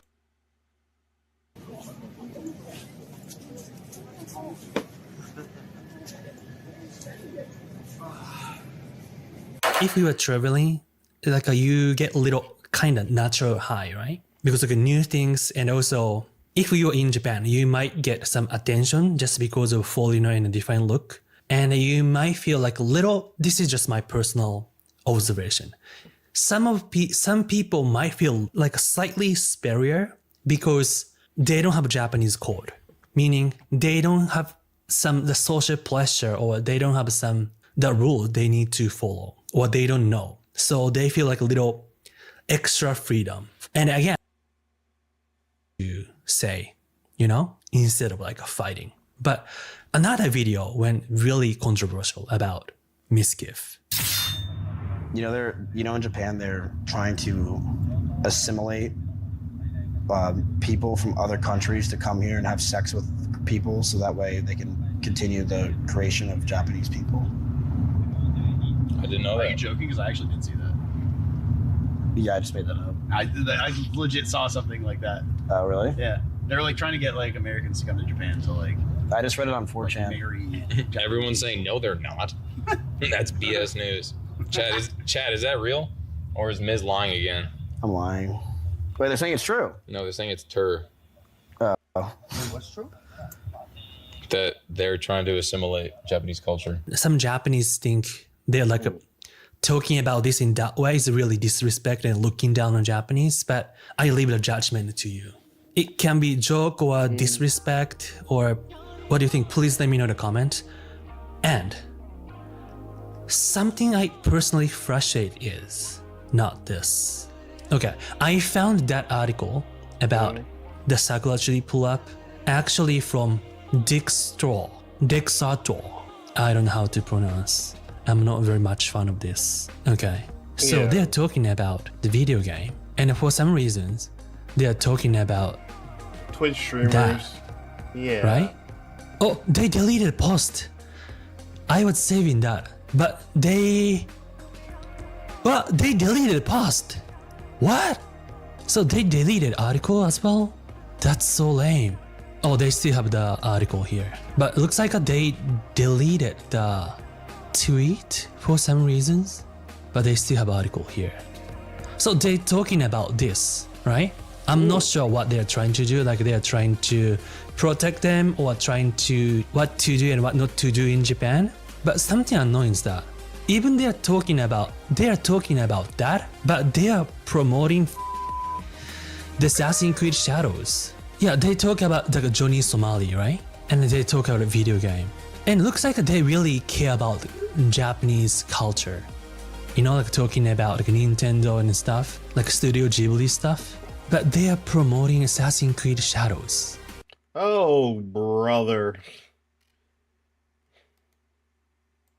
Is long. As such, it's not exactly a text I could easily summarize in a single video of rational length. Anyway, The Journey to the West is packed full of symbolism, dense literary context, and some majorly influential characters, and it's widely agreed upon that the most memorable of these characters is Sun Wukong, the mischievous Monkey King. Sun Wukong's most famous mark on the modern world is probably Dragon Ball's Son Goku, a character specifically designed to emulate the abilities, appearance, and overall impulsive goofiness of the original Monkey King. But Sun Wukong's influence is far from being restricted to anime. Stories based on the character's exploits have appeared in almost every form of media, which is why it might come as a surprise to learn that he isn't the main character in The Journey to the West. That honor belongs to the monk Xuanzang, a character so vital to the plot that we don't even know he exists for the first 7 chapters, which are instead devoted exclusively to the life of Sun Wukong and how he made it his mission to single-handedly piss off every deity in all 3 of China's major religions. Now, I am nothing if not faithful to my source material, so in keeping with the structure of the text, this first video will be covering the history of Sun Wukong, and then in later videos, we'll see about actually getting to the rest of the not inconsiderable length of this text. So our story begins on Flower Fruit Mountain, an island paradise full of dragons, magic birds, immortal peach trees, and one really big rock. Allow me to direct your attention to this rock, as it is about to perform a magic trick. Ta-da! The rock splits in half, revealing another rock. But this rock is special. It's actually a rock egg, no, not that one, and it appears to have inherited the magic prowess of its daddy rock, as it scarcely existed for more than a minute before it abruptly transforms into a stone monkey. Now, this monkey may have spontaneously generated barely 3 seconds prior, but he already knows his manners, so he bows to the 4 cardinal directions, and in the process inadvertently activates his laser eyes, which cause quite a disturbance when they shoot all the way into the palace of the Jade Emperor, the head honcho of heaven himself. So the stone monkey hangs out with a friendly population of not stone monkeys who one day decide to follow their favorite river up to its source, whereupon they find that it comes, unsurprisingly, from a big fancy waterfall. So all the monkeys are like, oh man, if only one of us were impulsive enough to jump into the waterfall and see what happens, we'd make him the Monkey King! And the stone monkey is like, did somebody say impulsive?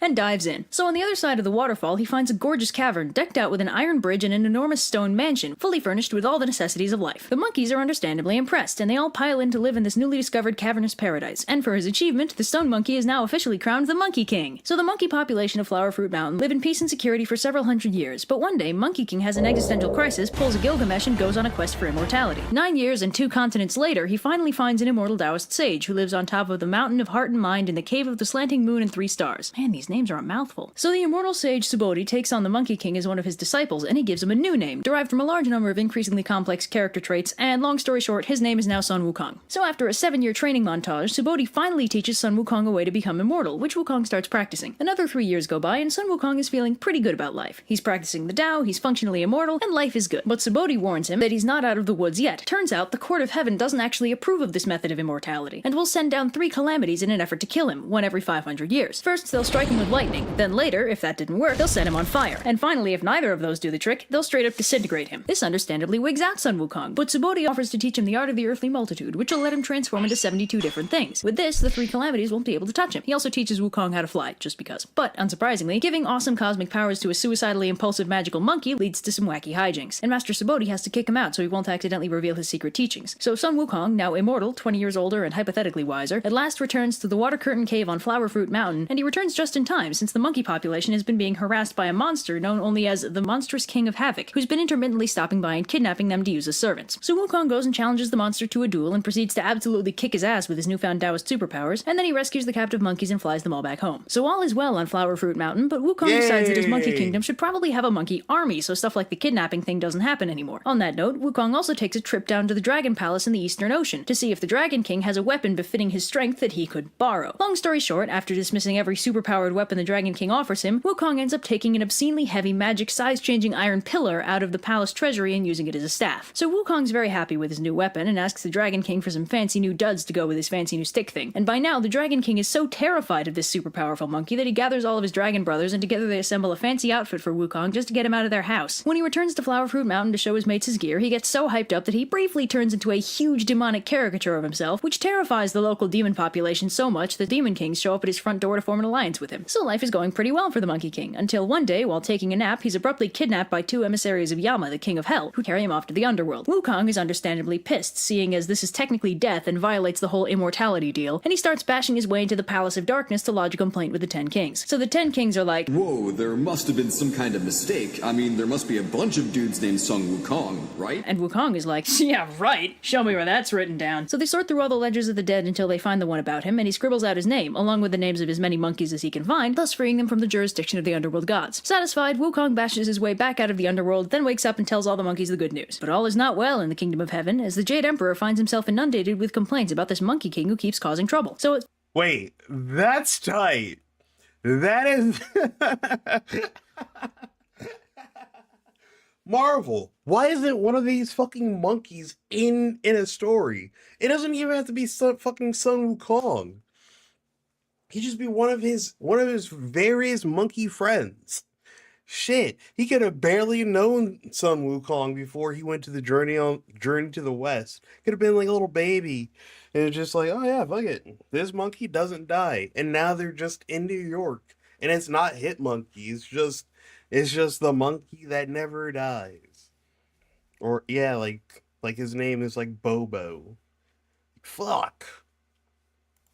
First, the Jade Emperor wants to have him arrested for his shenanigans, but the Spirit of Venus suggests instead that they offer the Monkey King a position in the bureaucracy of heaven, whereupon they'd be able to better control his actions and easily discipline him if need be. The Jade Emperor gives the thumbs up and they send down the Gold Star of Venus to deliver the offer to Wukong, who eagerly accepts. So the Gold Star takes him up to heaven and takes him to meet the Jade Emperor, who appoints him the position of Pima Wen, which makes him the head of the Imperial Stables. So Wukong thinks that's pretty sweet, and he's fairly chill with the whole situation until he thinks to ask what exactly his rank is, whereupon he is informed that Pima Wen is actually the lowest possible position in the entire bureaucracy of heaven. Wukong, being a bit of a diva at this point, is understandably pissed, and once again bashes his way out of heaven and returns to Flowerfruit Mountain to sulk. So Wukong decides to make himself feel better by calling himself the Great Sage equal to heaven, and meanwhile the Jade Emperor learns of his temper tantrum and sends down several celestial soldiers to capture him. The first among these is the Mighty Spirit God, who challenges Wukong to a duel. Wukong's like, "Dude, just tell your boss I want a better title." And the Mighty Spirit God is like, "Why don't you tell him yourself? In hell!" and gets utterly destroyed for his troubles. So then Prince Nada confronts Wukong, who's like, "What are you, 12? Look, kid, just tell your boss I want to be called Great Sage equal to heaven, alright?" And Nada's like, "I'll show you who's 12, and transforms into a big scary monster with a butt ton of weapons. Wukong is, of course, unimpressed, and matches the transformation with one of his own. They fight for a while until Wukong gets the drop on Nada with a duplicate and smacks him with his stick thingy. So they tell the Jade Emperor what happened, and the Emperor is all like, "How dare he resist arrest? Clearly we must execute him." But the Gold Star of Venus, apparently the only voice of reason in the entire heavenly bureaucracy, suggests that rather than risk their entire army on one super powerful immortal monkey, they just give Wukong what he wants, an empty title. So they do, and a department is set up in heaven for him to lounge around in and not cause trouble. Unsurprisingly, Wukong is completely down for spending his days languishing in heaven, being waited on hand and foot by celestial spirits determined not to give him a reason to go on a rampage. But one of the resident Taoist immortals suggests that Wukong might end up getting bored, which carries with it the terrifying possibility of the great Sun Wukong rampaging through heaven looking for entertainment. So the Jade Emperor assigns a relatively harmless but time-consuming duty to Wukong, tending the Garden of Peaches of Immortality. Wukong's super down for that, but quickly finds that having to maintain a garden full of delicious immortality-granting peaches without eating any of them is impossible for his poor impulsive brain to handle. So, if you've been taking notes, this means he's now double immortal. But this comes back to bite him on the butt when the time comes for the Queen Mother of Heaven to hold her annual Peach Festival, and her 7 color-coded immortal maidens enter the grove only to find that it is notably lacking in peaches. They inadvertently wake Wukong up, who decides that he wants to go to the festival too. So Wukong paralyzes the maidens, impersonates a local immortal who was invited, then scoots on into the banquet hall. See, stuff like this, it's why you weren't invited in the first place. So when he arrives, he's immediately distracted by the smell of wine and proceeds to make off with the entire supply of heavenly booze, which also makes you immortal. So Wukong, now triply immortal and thoroughly drunk, inadvertently stumbles into Lao Tzu's little slice of heaven while searching for a place to sleep it off. And if you want to know who this Lao Tzu person is,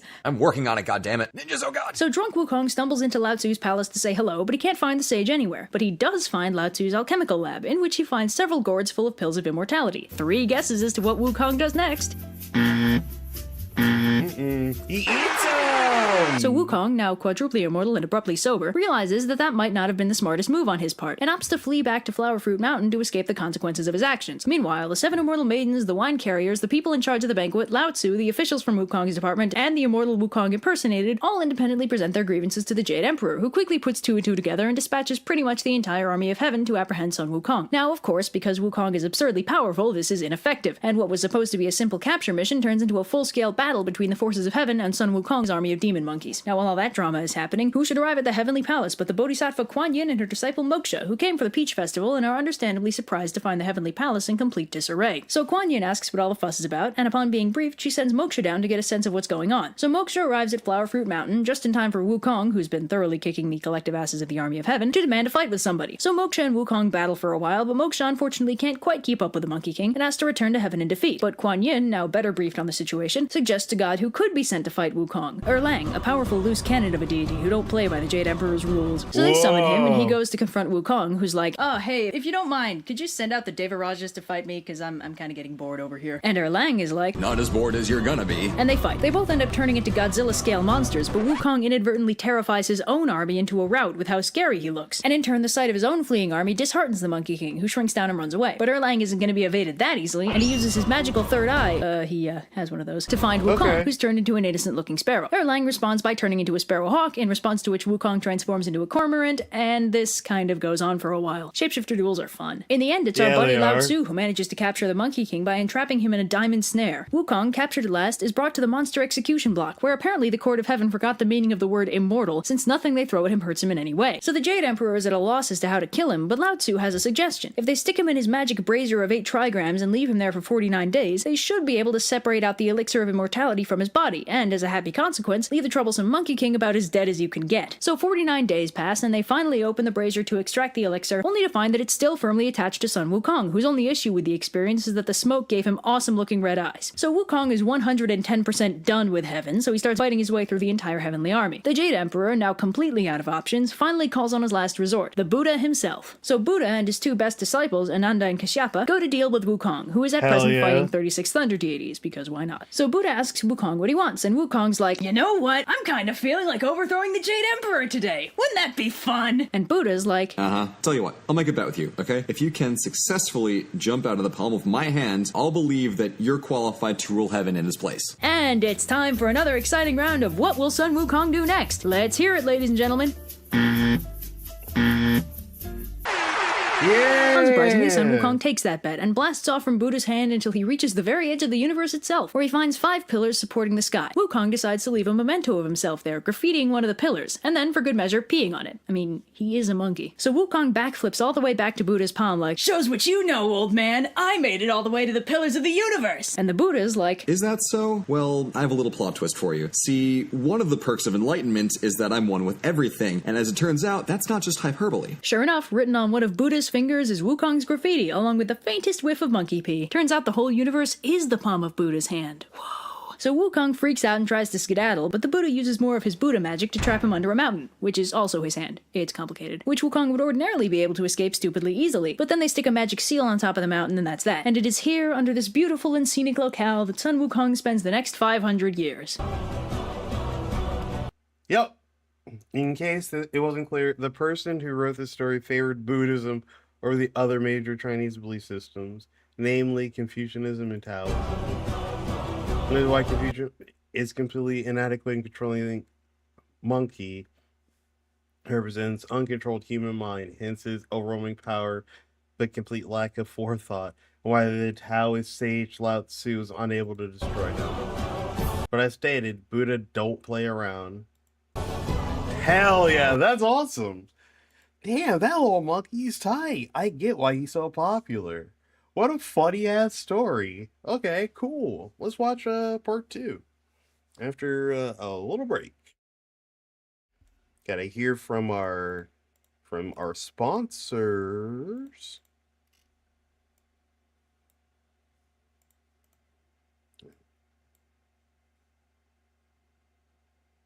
Sorry, hold on.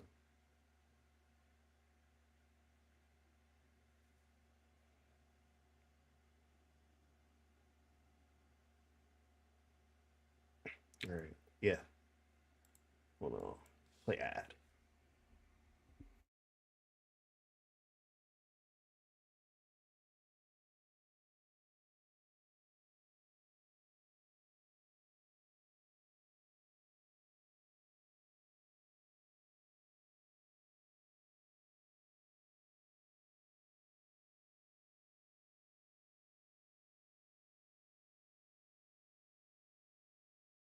There's still. You're tougher than I thought. I'll step outside and get lifted off my feet. Bitch, I'll fly away overseas for a reason I don't need. They hungry for the cattle feed. Y'all shit ain't on my fucking feet. Methanol, trihydramine. My words are fucking meaningless. The music on my psyche, lean with it. Keep your money, I don't want it. I just wanna feel happiness again. Try to find it in my friends. I'm at my end. Lupus swerve around the bed. My fucking hearse head. Reverse wet and skip town to get away from me. I sit in water steep with vagrancy. All that I can is vagrancy. I don't want you to fucking wait for me. They chasing me.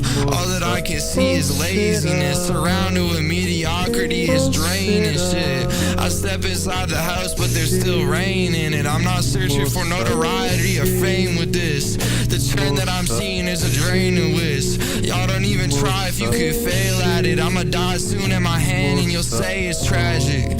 But then you'll move on like it never happened. What the fuck is the point? We all acting. What the fuck are we acting like the point is? Mother and son, they both mourning. A warm feeling, summer's day morning. I'm searching to feel like this for shit. I'm searching to feel like there's a meaning with any of this.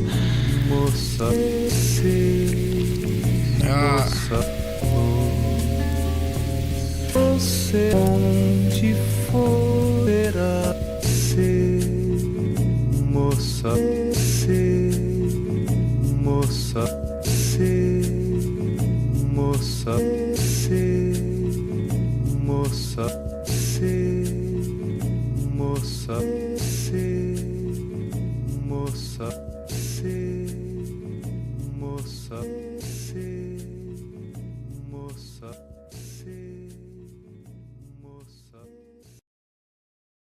I don't never wanna talk to you. Let me in the dirt, you let me so down. I like your soul and I just wanna fuck on you. Having trouble fitting in with my skin brown. Get a load of this, no real niggas found. Bob hit my thing cause I'm going down hard. I just want to love come back to me, baby. You be in my arms, you be sick of sound hard. Bands in my pocket, yeah. Ballad bitch, my cocky, yeah. You wanna slide and drop it, yeah. We do Shmurda Bobby, yeah. Demos in the lobby, yeah. I make set like Rocky, yeah. Life shit get too rocky, yeah. Tryna ask where you are, gang? It feels like nobody would die for me. If I get you mad, is she gon' ride with me? If I make you sad, please don't lie to me, yeah. Hey, you was talking shit all up on your nose. You a shitty bitch, that's just how it go. Making bread, smoking weed, that's just all I know. You ain't on my own, nah, fuck no. Coming through the window, fuck the front door. Leave that bitch burning like it's blunt smoke, ayy. If it's fuck me after all that you fucked up, ayy. I don't never wanna talk to you. Let me in the dirt, you let me so down. I like your soul and I just wanna fuck on you. Having trouble fitting in with my skin brown. Get a load of this, no real niggas found.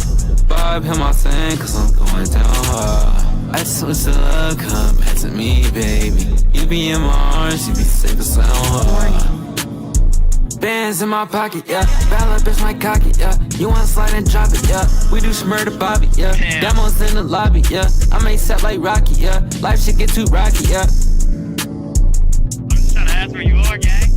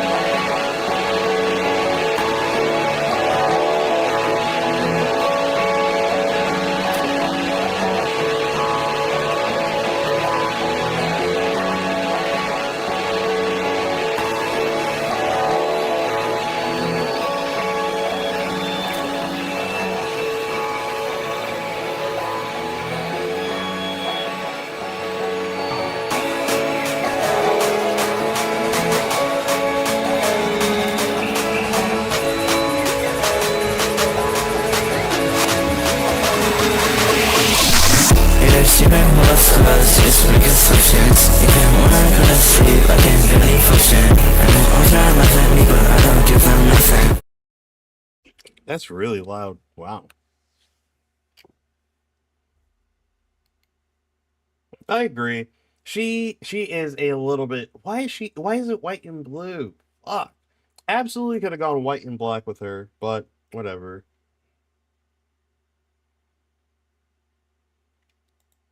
Also, funny picture. Look at that big ass, stupid ass head. Sorry for the jump scare. Asmongold Gets Political by Amon Animations. Hey guys, I wanted to talk to you all about what my reason was for getting.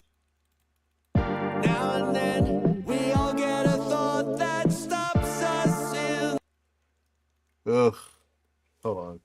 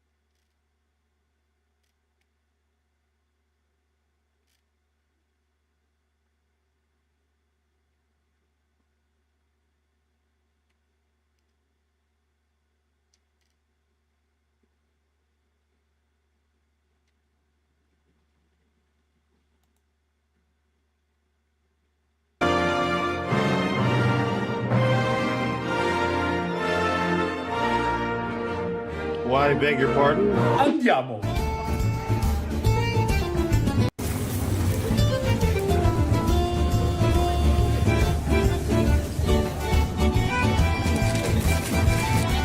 Yorkshire burrito. Let's try it. This chicken is so tasty. I really like the consistency. Approved. This is the original spaghetti sauce of Chef Boyardee back when he still spelled it Boyardee. Hello, may I come in? I am Chef Boyardee.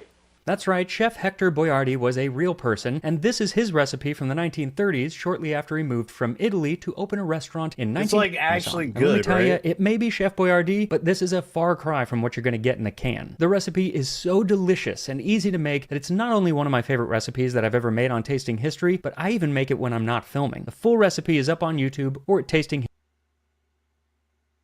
Yeah, Chef Boyardee does know how to make spaghetti. There's a reason why he became so famous.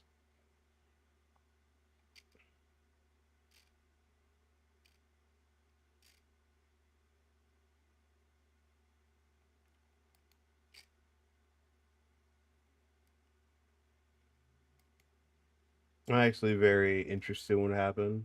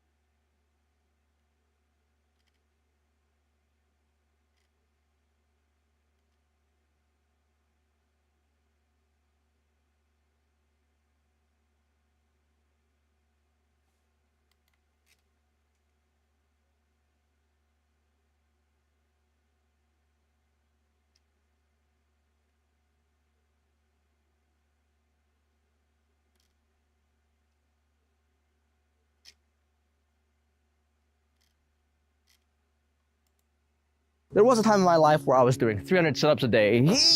Good to know I can still do one. And I did those 300 sit-ups a day for many months in a row, and I noticed 5 important ways that it impacted my body. And if you can guess the last one by typing it in the comments, I will be genuinely impressed because it was unexpected, but it's also the one I remember the most. Did your back hurt? There was a time in the not-so-distant past where a man was judged not by the color of his skin, but by the content of his nay, not even that. But he was judged by how many push-ups he could do, how fast he could run, and how many sit-ups he could do. And that time was about 3rd grade.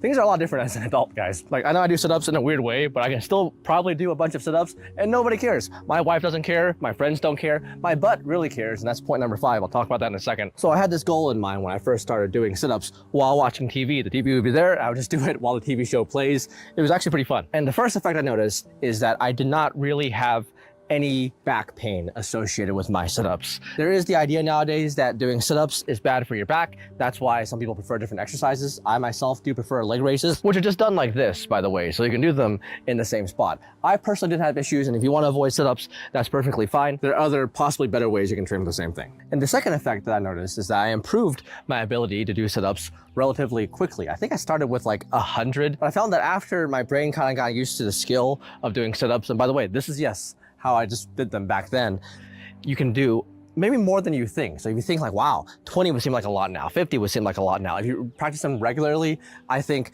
the movement itself, because you get a rest at the bottom a little bit when you're tired, isn't that hard to do many reps after you're used to it. So you can do sit-ups, my friend. And the third point is not as good if you are a sit-up fan. By the way, I'm just doing different styles, different hands, just trying to change it up. Let me know if you want the angle changes. I'm basically just doing sit-ups the entire time, so I don't know how exciting that is. But I did not notice any discernible difference to my abs, and this isn't that surprising because I'm not necessarily growing the abs in the sense that I'm strengthening them, because I really wasn't approaching failure or using increased resistance. And increased resistance, like holding a plate, now that could make the lower back a little bit angry, and some people are a little bit heavier, so it's like me holding weight plates. So that's one of the reasons why some people may have back pain from sit-ups, whereas others may not as much. But yeah, for me, I wasn't doing enough for me to lose weight just from that, and the muscle really wasn't growing because it wasn't challenging enough for me. So of course, my abs won't look very different. As we know, as many of us already know,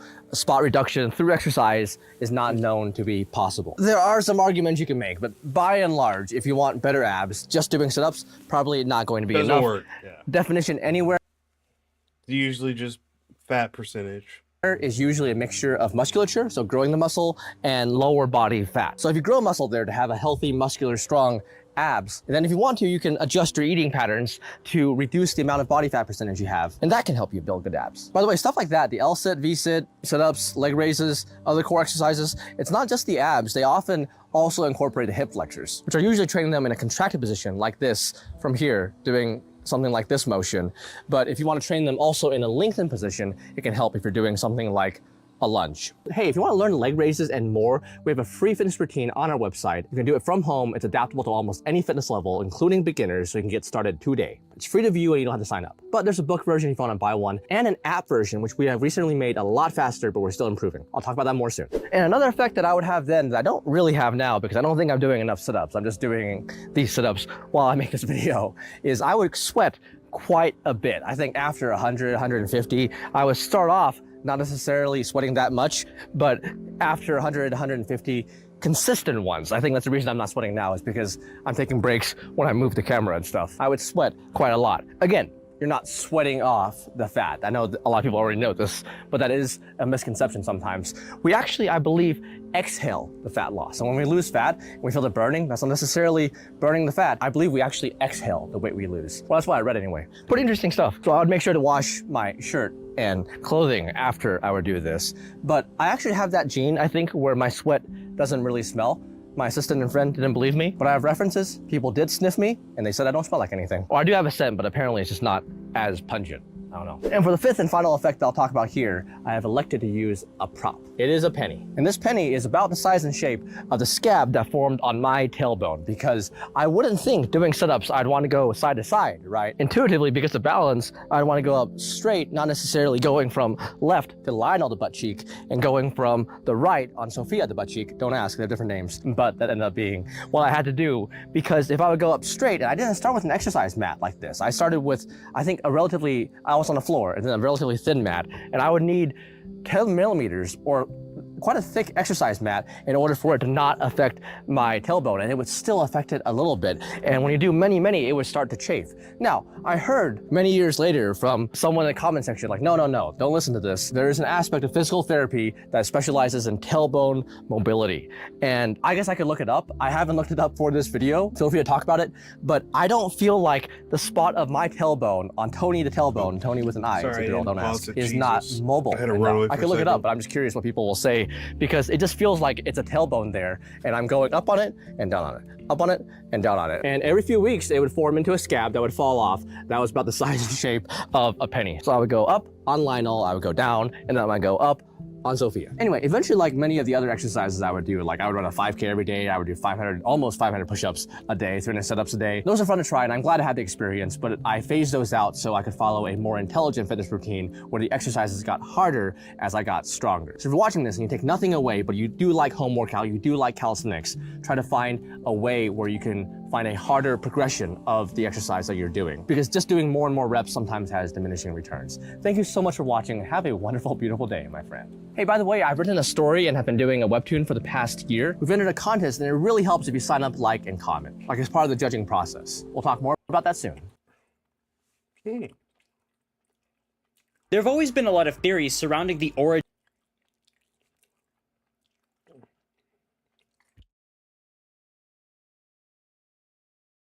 Excuse me. Yeah. Okay. Shit. Everybody loves Spider-Man, right? There's so much of him everywhere to the point where he has a metric doodle ton of variants across various shows, movies, and comics. I myself have been a Miles Morales truther since like 2011, and those Spider-Verse movies really took that to a million. Those movies are one of the few times I've ever seen an adaptation of something be infinitely better than the source material. It's so crazy that variance is now taking off. But it's been like versions forever. When variance is a reference to covers, comic book covers. Across the Spider-Verse specifically did something very, very special. Spider-Punk was a character I didn't care about at all before watching that movie. He always looked kind of generic and a little boring, but then everything changed when this version of Hobie burst onto the scene. Beyond the Spider-Verse is finally real, and we know Hobie Spider-Punk is coming back. Miles and Gwen are most definitely chilling in his universe here. I mean, just look at how cool this place looks. But Hobie Brown is truly the most special part about this movie. And also, he is the epitome of sauce and swag. Hobie Brown is Spidey's greatest variant. Walk with me. June 4th, 2027 is the day of reckoning. The day we finally see Beyond the Spider-Verse. This guy the sounds greatest trilogy of Canadian. movies. I feel like any second now he's about to call me a Ute. Just kidding. I know you're from the Caribbean, brother. I'm sorry. I'm just playing. Well, okay, this is a new vibe. Okay, I guess we're having a party in Marvel Rivals now. Last time I logged in to look at this, there was like fucking vampires all over the. I guess Dracula's dead now. I guess Moon Knight got his money. Okay, I guess we're having a party. On where the hell is this? I don't know if this is Wakanda or is it like Groot's homeworld? God damn it! Secondaries. Is that no? To the game, and I thought maybe let's have.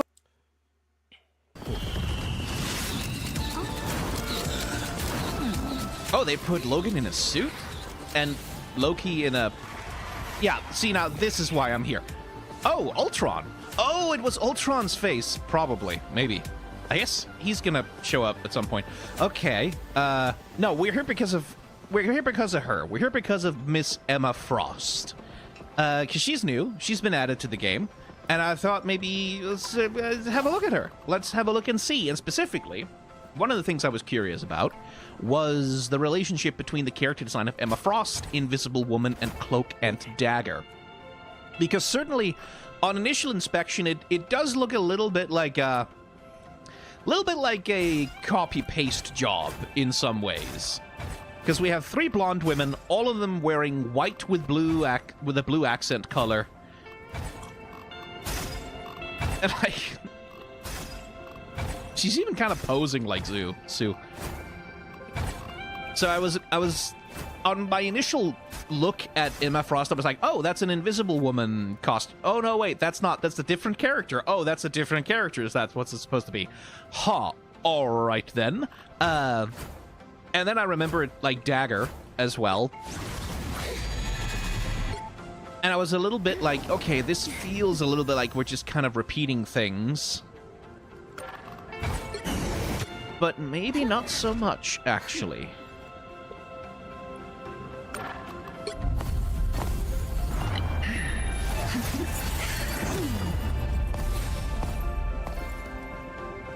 Hell yeah. I'm just gonna watch that again. Yeah, why not, you know?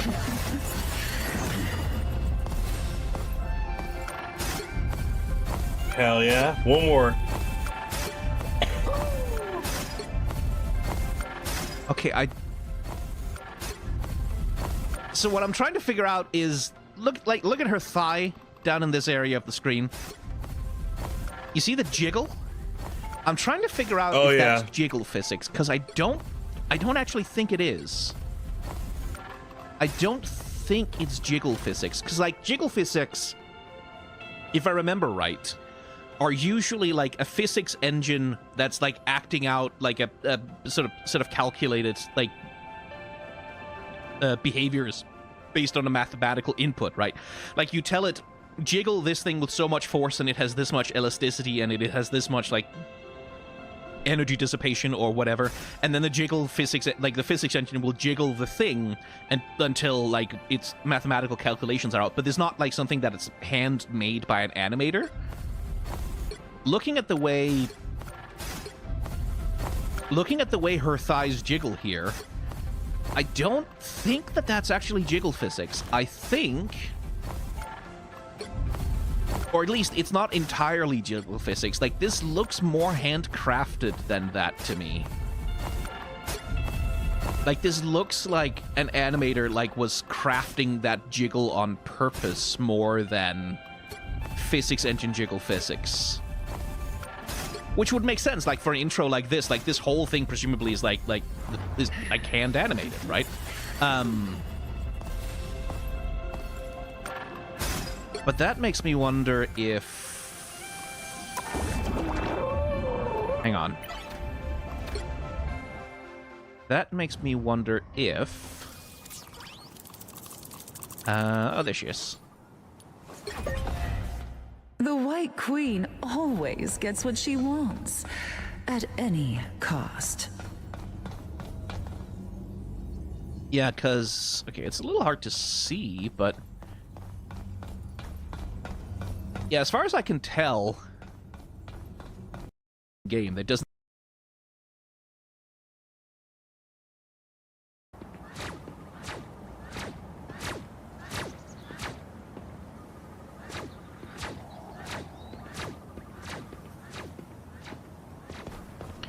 Okay, interesting. Alright, I guess this is not as useful as I was hoping it would be. Let's go back to the screen. So, okay. I don't actually think that there's that much same-face syndrome going on here. I think more than same-face syndrome, it's same color scheme syndrome is the issue here. Because, like, Dagger is white and blue, Invisible Woman is white and blue, and now Emma Frost is white and blue. And the thing about that slightly confuses me is, like, again, I am not Mr. Comics guy. I have not read X-Men in a hell of a long time. Like, but the costume that I remember for Emma Frost never had blue in it, to my memory. Like, I don't... Again, like, well, what am I saying? She's probably had a blue costume at some point. And a black one, and a red one, and a green one, and, like, fucking whatever. It's comics. Characters dress however the fuck, depending on the editorial direction at the time. But I just don't remember this kind of, like, ice blue being a particularly prominent part of her color scheme ever. Like, Emma's most iconic outfit, as far as I know, is sheer white, like completely sheer white from top to bottom, and doesn't really rely on accent colors. Like sort of the whole point of her old classic costume anyway was that there is no accent color, right? Like that there is no secondary color, that there is just this one singular pure white, sort of expressing like the whole diamond theme with her, right? Like that she is like this pure singular thing without complexity in that way. So it's a little confusing for me to see her wearing an outfit that's relying so heavily on a secondary color accent. I guess it feels a little bit like it's just because her name is Frost, right? It feels a little bit like it's just because her name is like Miss Ice Lady, that they sort of put blue in there just to sort of fit with the name theme. But then there's the Korean supermodel lady, Luna Snow, right? This one is an ice-themed hero, and she's doing, like, all kinds of stuff with, like, black and white and, like, more interesting, like, heterochromia. And, like, she's doing things with that, which, again, like, It's an odd overlap. I really don't understand why they gave her such a pronounced blue accent color. Especially when it was already kind of like a little much with how much Dagger and Invisible Woman kind of are overlapping stylistically. I will say, like, Dagger definitely has a rounder profile to her face. Rounder and a bit younger looking, I feel. More rounded and then Sue has a little bit more.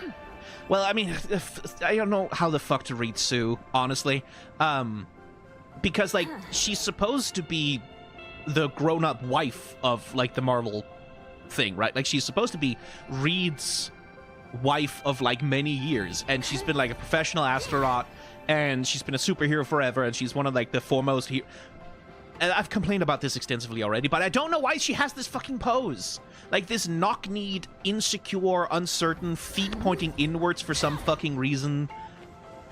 Like she's some 16-year-old magical girl who's only just gotten her powers kind of vibe. I don't know why they're doing this with her, because it confuses the reading. Like, she reads so much younger than I think she's probably supposed to, because, like, she's supposed to be roughly Reed's age, right?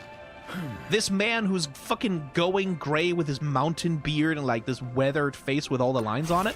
And Sue is not supposed to be, like, 30 years younger than him, right? She's not an 18-year-old he picked up because he's having a midlife crisis. This is a grown-ass woman with a child. Do they have more than one? I think they have more than one, right? Because they have God, Franklin Richards, who's, I believe, more or less, like, infinite power, god of reality. Correct. And then also they have another Am I remembering this wrong? I feel like there's a thing about Doom. Yes. Her name is Valeria. One of the a daughter, I think. Correct. It's Doom collaborating with Reed Richards' daughter. Maybe he's not her daughter. She's not her daughter by Sue. I don't know. The idea. I think they have more than one kid, but, like, this is supposed. Okay, here it is. Valeria is Reed and Sue's daughter. Excuse me. Reed and Sue were having, during the delivery, there was complications, and it was magical complications. The only person they could turn to in time was Doom, and he had one demand. He gets to name the child. And Reed obviously was like, no, I'm not naming my kid fucking Doomera or whatever. He's like, come on, man. I wouldn't do that to a fucking kid. Relax. Valeria. That was my mom's name, okay? And they're like, all right. And he also was like, yeah, this is also my godchild now. What? Yeah, Valeria is my god kid. And so, yeah, Valeria also loves the fucking shit out of him. She recognizes that he's a supervillain and an evil, but also that's Uncle Doom, you know? It's sweet Uncle Doom. Supposed to be like a 40, 50-something-year-old mom who's, like, had 2 children, right? The character design just doesn't say that, right? It says this is like a 22-year-old with very little life experience and certainly very little damage and like aging accrued from leading that life, and that annoys me. And it feels a little bit like, in some ways, I feel like they could swap that a little bit with Emma here, because, like, Emma looks like a grown-ass motherfucking woman, right? Like, she looks like not old, but she looks like she has more years on her than Sue does. Which, again, I don't know in canon how old Emma Frost is. She could be 1,000 years old for all I fucking know. She's an X-Man. It's been known to happen. But, like, this looks a lot more like a grown, mature-ass woman. Because, like, they're clearly going for the MILF thing, right? Let's address the elephant in the room. This is a very sexualized character. Clearly on purpose, and clearly, like, with a purpose, right? Like, this is probably, like, the... And the noises she makes also, like they're not being subtle. They ain't being subtle about absolute shit. No, hell, not being subtle about it. I don't think anyone's surprised by it. They put jiggle on the thighs when she stomps. They know exactly what they're doing, right? No surprises here. It's just, when thinking about her in the context of Sue and like Dagger, again, I don't know how old Dagger is supposed to be here in canon either, but like Dagger here looks like she's supposed to be like, especially with how fucking skinny she is, Jesus Christ. She looks like she's supposed to be like early 20s maybe, right? Sue should technically be like in her 40s or something, right? But she looks like fucking 16 or something. Like, she looks so fucking young, and it's very annoying. It feels very incongruous with who the character's supposed to be. And then we get like Emma here looking like woman in her mid to late 30s, like who's like figured out what she wants and who's like going forward with perfect confidence. And I'm like, we couldn't have a little bit of that energy with Sue, who's like literally supposed to be that, but no, okay, fine, whatever. Like, we're not talking about Sue. But I have not taken my ADHD meds today. I don't know if you can tell. But I don't think they actually have same face, because Emma definitely has way, way stronger cheekbones than either of the two other blonde women in the game. Like, really strong cheekbones. Pretty powerful jaw, even, especially relative to Dagger, I feel. Yeah, because, like, my mouse just ran out of battery.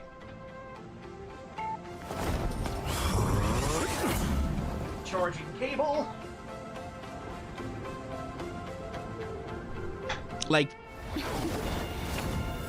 Dagger especially barely has cheekbones, right? Like, you can, they're sort of there, and you can see them in, like, the baked-in, like, shading texture. You can kind of see them, but they're barely there, and she has, like, a very pointed little chin there, right? Right, like, very rounded and sort of pointy, a little bit egg-like in shape. Then Sue has a little bit more definition to her face, right? Like, not a ton, but she has a little bit more definition to her face. And a slightly wider jaw. And then Emma sort of blows them both the hell out of the water by having, like, really powerful cheekbones. And, like, really having, like, a jawline and a chin. With some power to it. And I really like that. That's for the kind of character she's clearly supposed to be, which is, like,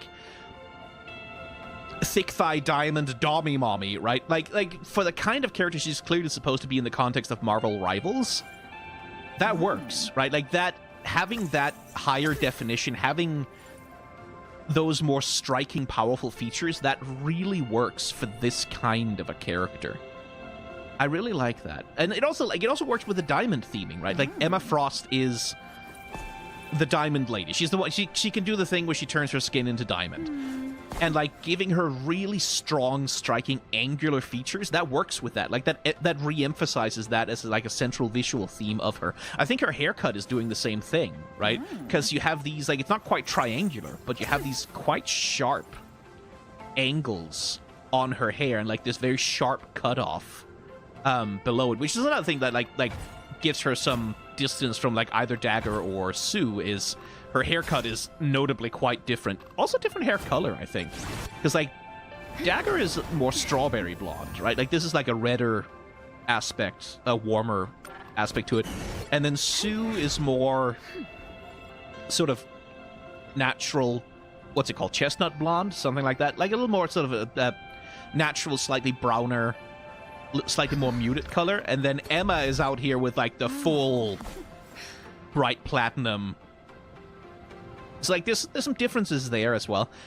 I will say, I don't blame anyone. Like, when you're looking at them here, if someone looks at Emma Frost for the first time and goes, oh, that's a skin for Invisible Woman, and then they notice how much more fucking junk in the trunk Emma's packing, like, I wouldn't blame anyone for being confused. Because even if the facial features, even if the hairstyle, even if all of that is constructed quite differently between them, actually, and I do actually like that Dagger an Invisible Woman and Emma all have distinct eye shapes. I feel like they could maybe do a little bit more with their noses, quite frankly. Although Emma, like, hang on, let me... Oh, Emma has a good nose ridge. She doesn't have the, like... She doesn't quite have the sort of standard landing strip Frozen nose. Sue has a little bit more of that.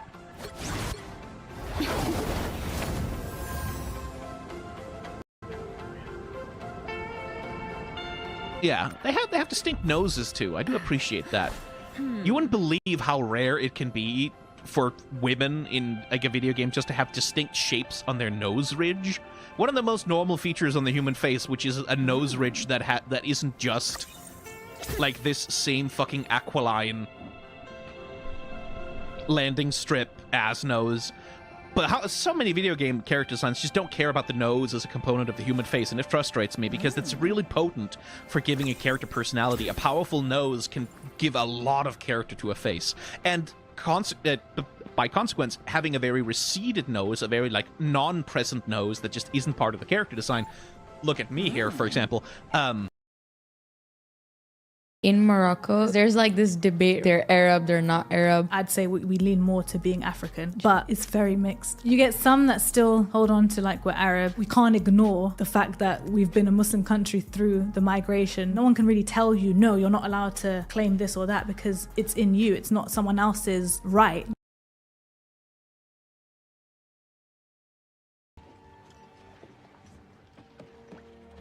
Goodbye, Arab.